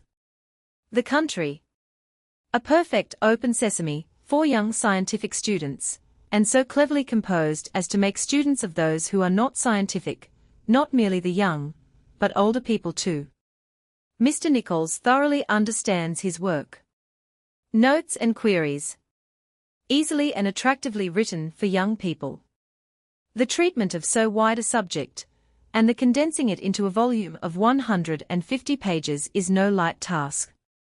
We can, however, congratulate Mr. Nicols upon having accomplished it in so judicious, perhaps, better still, so suggestive a manner, and we have no doubt that his little book will become a well-worn favorite in the hands of all thoughtful and intelligent children who may be so fortunate as to possess it. Engineer. The manner in which the pieces of the puzzle, fossils, are found, put together, and interpreted, is related in language readily understood by children, the description of the vegetable, animal, and human parts being peculiarly interesting. The illustrations are the best of the kind with which we are acquainted. We strongly recommend it. Schoolmaster. It is the puzzle as to the history of life on the Earth unraveled in a manner to interest and enlighten the minds, and to develop the observing and reflecting faculties of children. The results of costly and laborious investigations in many different branches of science are concentrated in these free and easy lessons, or colloquial lectures to young children. Calculated to arouse an interest in all but the dullest and most indifferent juvenile minds. Will be found invaluable to teachers, and a great help in the rational cultivation of the intelligence of the rising generation. School Board Chronicle. The statement of these facts, though made with all the sobriety due to a scientific discourse, has all the interest of a story for the young, and the narrative, if we mistake not, will interest other readers than those for whom it is primarily written. A word of commendation must be given to the illustrations, which are exceedingly well drawn. Educational Times. To place the simple truths of science in rivalry with fairy tales and merry picture books is not so hopeless as at first sight may seem, and certainly the simple, attractive style in which the marvels of the physical world are here set out must not only interest, but charm every bright child of eager intellect. Simplicity is observed to the utmost, but it is the simplicity of truth, so that the child is not interested at the expense of having afterwards to unlearn what he has read or listened to. Liverpool Weekly Albion.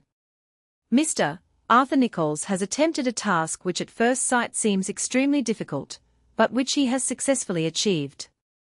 Children can scarcely help understanding and being interested in the wonderful story of the earth's crust, and of past organic life upon it, which he unfolds. There is nothing childish about his style, yet he writes with perfect simplicity.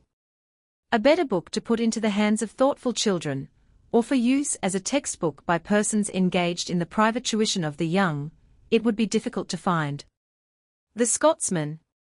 Facts are stranger than any fancies which emanate from the writers of even fairy tales, and when they can be brought home to youthful students by ocular demonstrations, the facts are invariably preferred to the fancies. The illustrations which adorn the book are well drawn, and sufficiently numerous for the purpose. The author is a genial and reliable guide to a solution of the puzzle of life. English Mechanic. London, Longmans and Co. Transcriber's notes page 29 changed. 4 innumerable ages these little creatures to 4 innumerable ages these little creatures page 91 changed. Footnote 1, wall case number 11 in room 3. Several specimens, imperfecto. Footnote 1, wall case number 11 in room 3. Several specimens, imperfect page 131 changed. Lived as that these flint weapons and tools to. Lived as that these flint weapons and tools. Asterisk asterisk asterisk end of the Project Gutenberg ebook The Puzzle of Life, and how it has been put together asterisk asterisk asterisk updated editions will replace the previous one, the old editions will be renamed.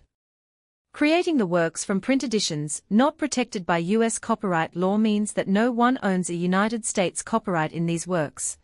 So the Foundation, and you, can copy and distribute it in the United States without permission, and without paying copyright royalties. Special rules, set forth in the general terms of use part of this license, apply to copying and distributing Project Gutenberg electronic works, to protect the Project Gutenberg concept and trademark. Project Gutenberg is a registered trademark, and may not be used if you charge for an ebook, except by following the terms of the trademark license, including paying royalties for use of the Project Gutenberg trademark.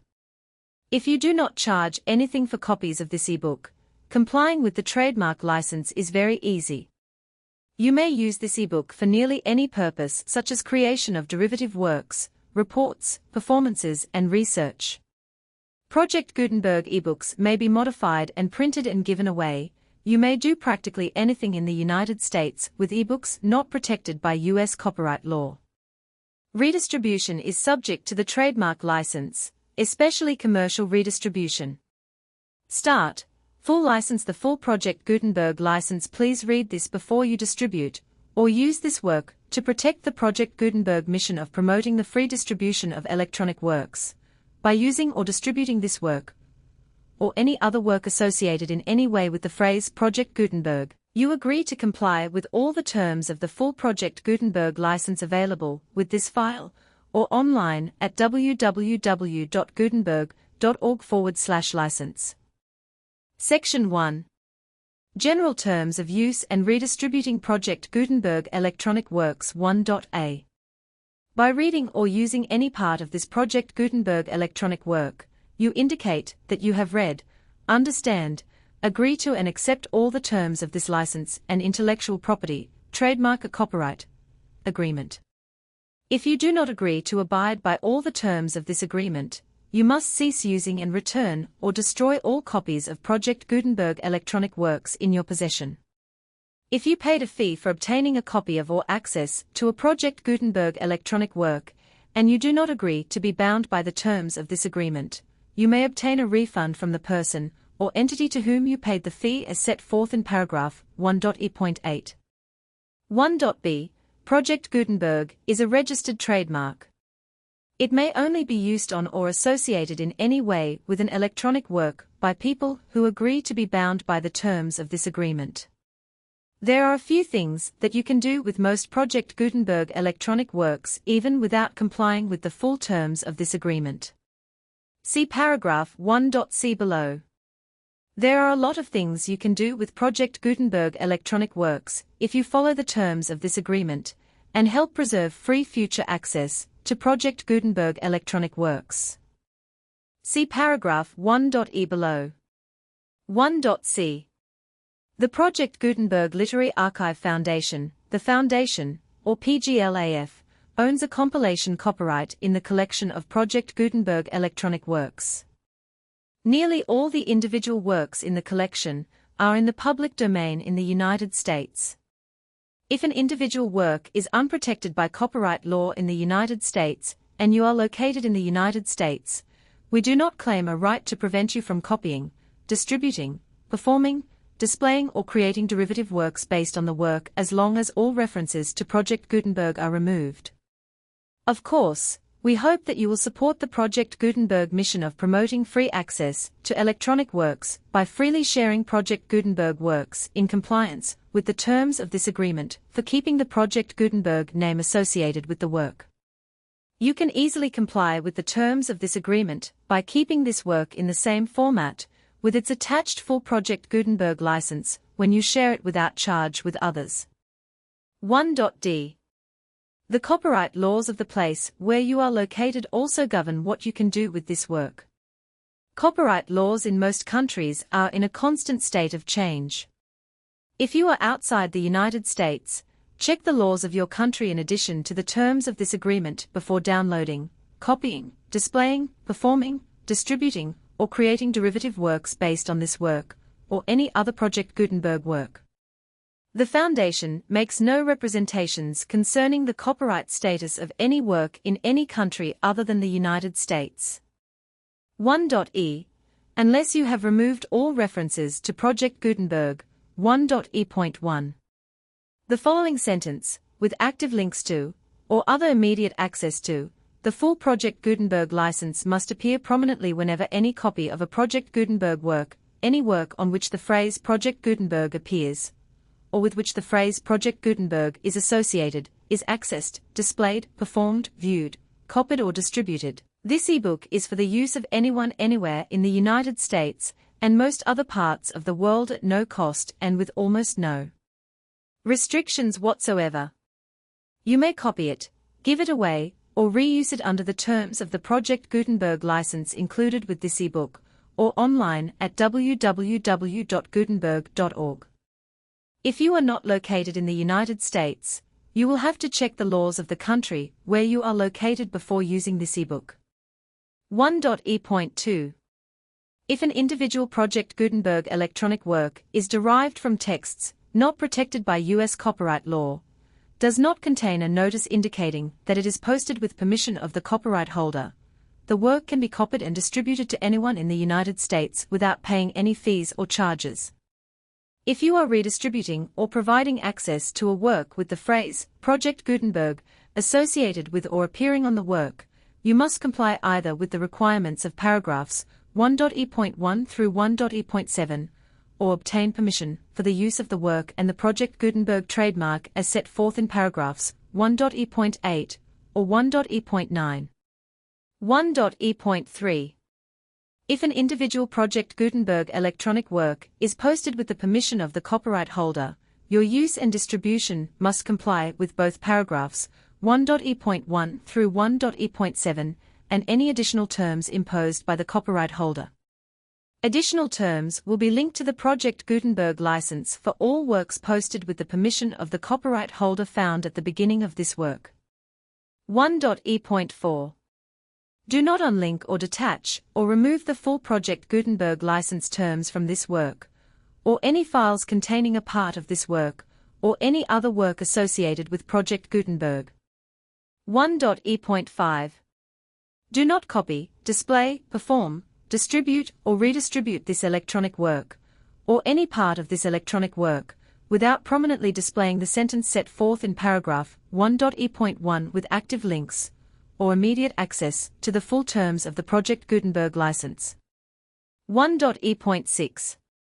You may convert to and distribute this work in any binary, compressed, marked up, non-proprietary, or proprietary form, including any word processing or hypertext form.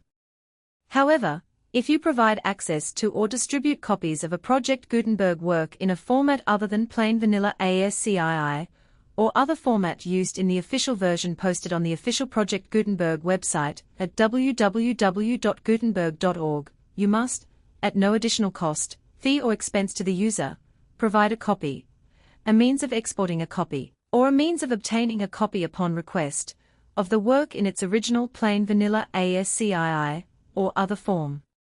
Any alternate format must include the full Project Gutenberg license, as specified in paragraph 1.e.1. 1.e.7. Do not charge a fee for access to, viewing, displaying, performing, copying or distributing any Project Gutenberg works unless you comply with paragraph 1.e.8 or 1.e.9. 1.e.8. You may charge a reasonable fee for copies of or providing access to or distributing Project Gutenberg electronic works provided that you pay a royalty fee of 20% of the gross profits you derive from the use of Project Gutenberg works calculated using the method you already use to calculate your applicable taxes. The fee is owed to the owner of the Project Gutenberg trademark, but he has agreed to donate royalties under this paragraph to the Project Gutenberg Literary Archive Foundation. Royalty payments must be paid within 60 days following each date on which you prepare, or are legally required to prepare, your periodic tax returns. Royalty payments should be clearly marked as such and sent to the Project Gutenberg Literary Archive Foundation at the address specified in Section 4, Information about Donations to the Project Gutenberg Literary Archive Foundation. You provide a full refund of any money paid by a user who notifies you in writing, or by email, within 30 days of receipt, that he does not agree to the terms of the full Project Gutenberg license. You must require such a user to return or destroy all copies of the works possessed in a physical medium and discontinue all use of and all access to other copies of Project Gutenberg works. You provide, in accordance with paragraph 1.f.3, a full refund of any money paid for a work or a replacement copy, if a defect in the electronic work is discovered and reported to you within 90 days of receipt of the work. You comply with all other terms of this agreement for free distribution of Project Gutenberg works. 1.e.9. If you wish to charge a fee or distribute a Project Gutenberg electronic work or group of works on different terms than are set forth in this agreement, you must obtain permission in writing from the Project Gutenberg Literary Archive Foundation, the manager of the Project Gutenberg trademark. Contact the Foundation as set forth in Section 3 below. 1.f. 1.f.1. Project Gutenberg volunteers and employees expend considerable effort to identify, do copyright research on, transcribe, and proofread works not protected by U.S. copyright law in creating the Project Gutenberg collection. Despite these efforts, Project Gutenberg electronic works, and the medium on which they may be stored, may contain defects, such as, but not limited to, incomplete, inaccurate, or corrupt data, transcription errors, a copyright or other intellectual property infringement, a defective or damaged disk or other medium, a computer virus, or computer codes that damage or cannot be read by your equipment. 1.f.2. Limited warranty, disclaimer of damages except for the right of replacement or refund described in paragraph 1.f.3, the Project Gutenberg Literary Archive Foundation, the owner of the Project Gutenberg trademark, and any other party distributing a Project Gutenberg electronic work under this agreement, disclaim all liability to you for damages, costs and expenses, including legal fees. You agree that you have no remedies for negligence, strict liability, breach of warranty, or breach of contract except those provided in paragraph 1.f.3. You agree that the Foundation, the trademark owner, and any distributor under this agreement will not be liable to you for actual, direct, indirect, consequential, punitive or incidental damages even if you give notice of the possibility of such damage. 1.f.3. Limited right of replacement or refund. If you discover a defect in this electronic work within 90 days of receiving it, you can receive a refund of the money, if any, you paid for it by sending a written explanation to the person you received the work from. If you received the work on a physical medium, you must return the medium with your written explanation. The person or entity that provided you with the defective work may elect to provide a replacement copy in lieu of a refund. If you received the work electronically, the person or entity providing it to you may choose to give you a second opportunity to receive the work electronically in lieu of a refund. If the second copy is also defective, you may demand a refund in writing without further opportunities to fix the problem. 1.f.4. Except for the limited right of replacement or refund set forth in paragraph 1.f.3, this work is provided to you as is, with no other warranties of any kind, express or implied, including but not limited to warranties of merchantability or fitness for any purpose. 1.f.5. Some states do not allow disclaimers of certain implied warranties, or the exclusion or limitation of certain types of damages. If any disclaimer or limitation set forth in this agreement violates the law of the state applicable to this agreement, the agreement shall be interpreted to make the maximum disclaimer or limitation permitted by the applicable state law. The invalidity or unenforceability of any provision of this agreement shall not void the remaining provisions. 1.f.6. Indemnity. You agree to indemnify and hold the Foundation, the trademark owner, any agent or employee of the Foundation, anyone providing copies of Project Gutenberg electronic works in accordance with this agreement, and any volunteers associated with the production, promotion and distribution of Project Gutenberg electronic works, harmless from all liability, costs and expenses, including legal fees, that arise directly or indirectly from any of the following which you do or cause to occur. A. Distribution of this or any Project Gutenberg work. B. Alteration, modification, or additions or deletions to any Project Gutenberg work. And C. Any defect you cause. Section 2. Information about the mission of Project Gutenberg. Project Gutenberg is synonymous with the free distribution of electronic works in formats readable by the widest variety of computers, including obsolete, old, middle-aged and new computers. It exists because of the efforts of hundreds of volunteers and donations from people in all walks of life. Volunteers and financial support to provide volunteers with the assistance they need are critical to reaching Project Gutenberg's goals and ensuring that the Project Gutenberg collection will remain freely available for generations to come. In 2001, the Project Gutenberg Literary Archive Foundation was created to provide a secure and permanent future for Project Gutenberg and future generations. To learn more about the Project Gutenberg Literary Archive Foundation and how your efforts and donations can help, see sections 3 and 4 and the Foundation information page at www.gutenberg.org. Section 3. Information about the Project Gutenberg Literary Archive Foundation. The Project Gutenberg Literary Archive Foundation is a non-profit 501(c)(3) educational corporation organized under the laws of the state of Mississippi and granted tax-exempt status by the Internal Revenue Service. The Foundation's EIN, or Federal Tax Identification Number, is 64-6221541. Contributions to the Project Gutenberg Literary Archive Foundation are tax-deductible to the full extent permitted by U.S. federal laws and your state's laws. The Foundation's business office is located at 809 North 1500 West, Salt Lake City, Utah, 84116, 801-596-1887. Email contact links and up-to-date contact information can be found at the Foundation's website and official page at www.gutenberg.org/contact section 4.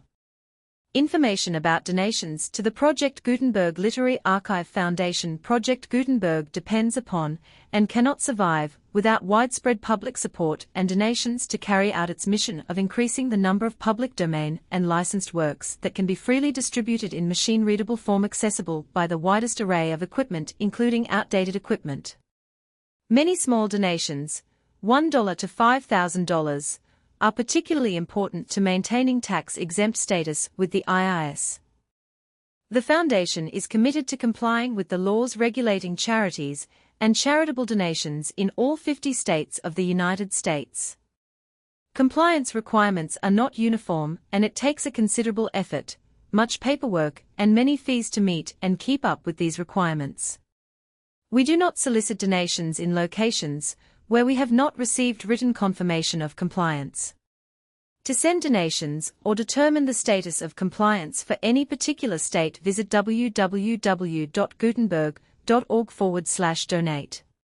While we cannot and do not solicit contributions from states where we have not met the solicitation requirements, we know of no prohibition against accepting unsolicited donations from donors in such states who approach us with offers to donate. International donations are gratefully accepted, but we cannot make any statements concerning tax treatment of donations received from outside the United States. U.S. laws alone swamp our small staff. Please check the Project Gutenberg web pages for current donation methods and addresses. Donations are accepted in a number of other ways, including checks, online payments, and credit card donations. To donate, please visit www.gutenberg.org/donate. Section 5. General information about Project Gutenberg Electronic Works. Professor Michael S. Hart was the originator of the Project Gutenberg concept of a library of electronic works that could be freely shared with anyone. For 40 years, he produced and distributed Project Gutenberg ebooks with only a loose network of volunteer support. Project Gutenberg ebooks are often created from several printed editions, all of which are confirmed as not protected by copyright in the U.S. unless a copyright notice is included. Thus, we do not necessarily keep ebooks in compliance with any particular paper edition. Most people start at our website, which has the main PG search facility, www.gutenberg.org. This website includes information about Project Gutenberg, including how to make donations to the Project Gutenberg Literary Archive Foundation, how to help produce our new ebooks, and how to subscribe to our email newsletter to hear about new ebooks.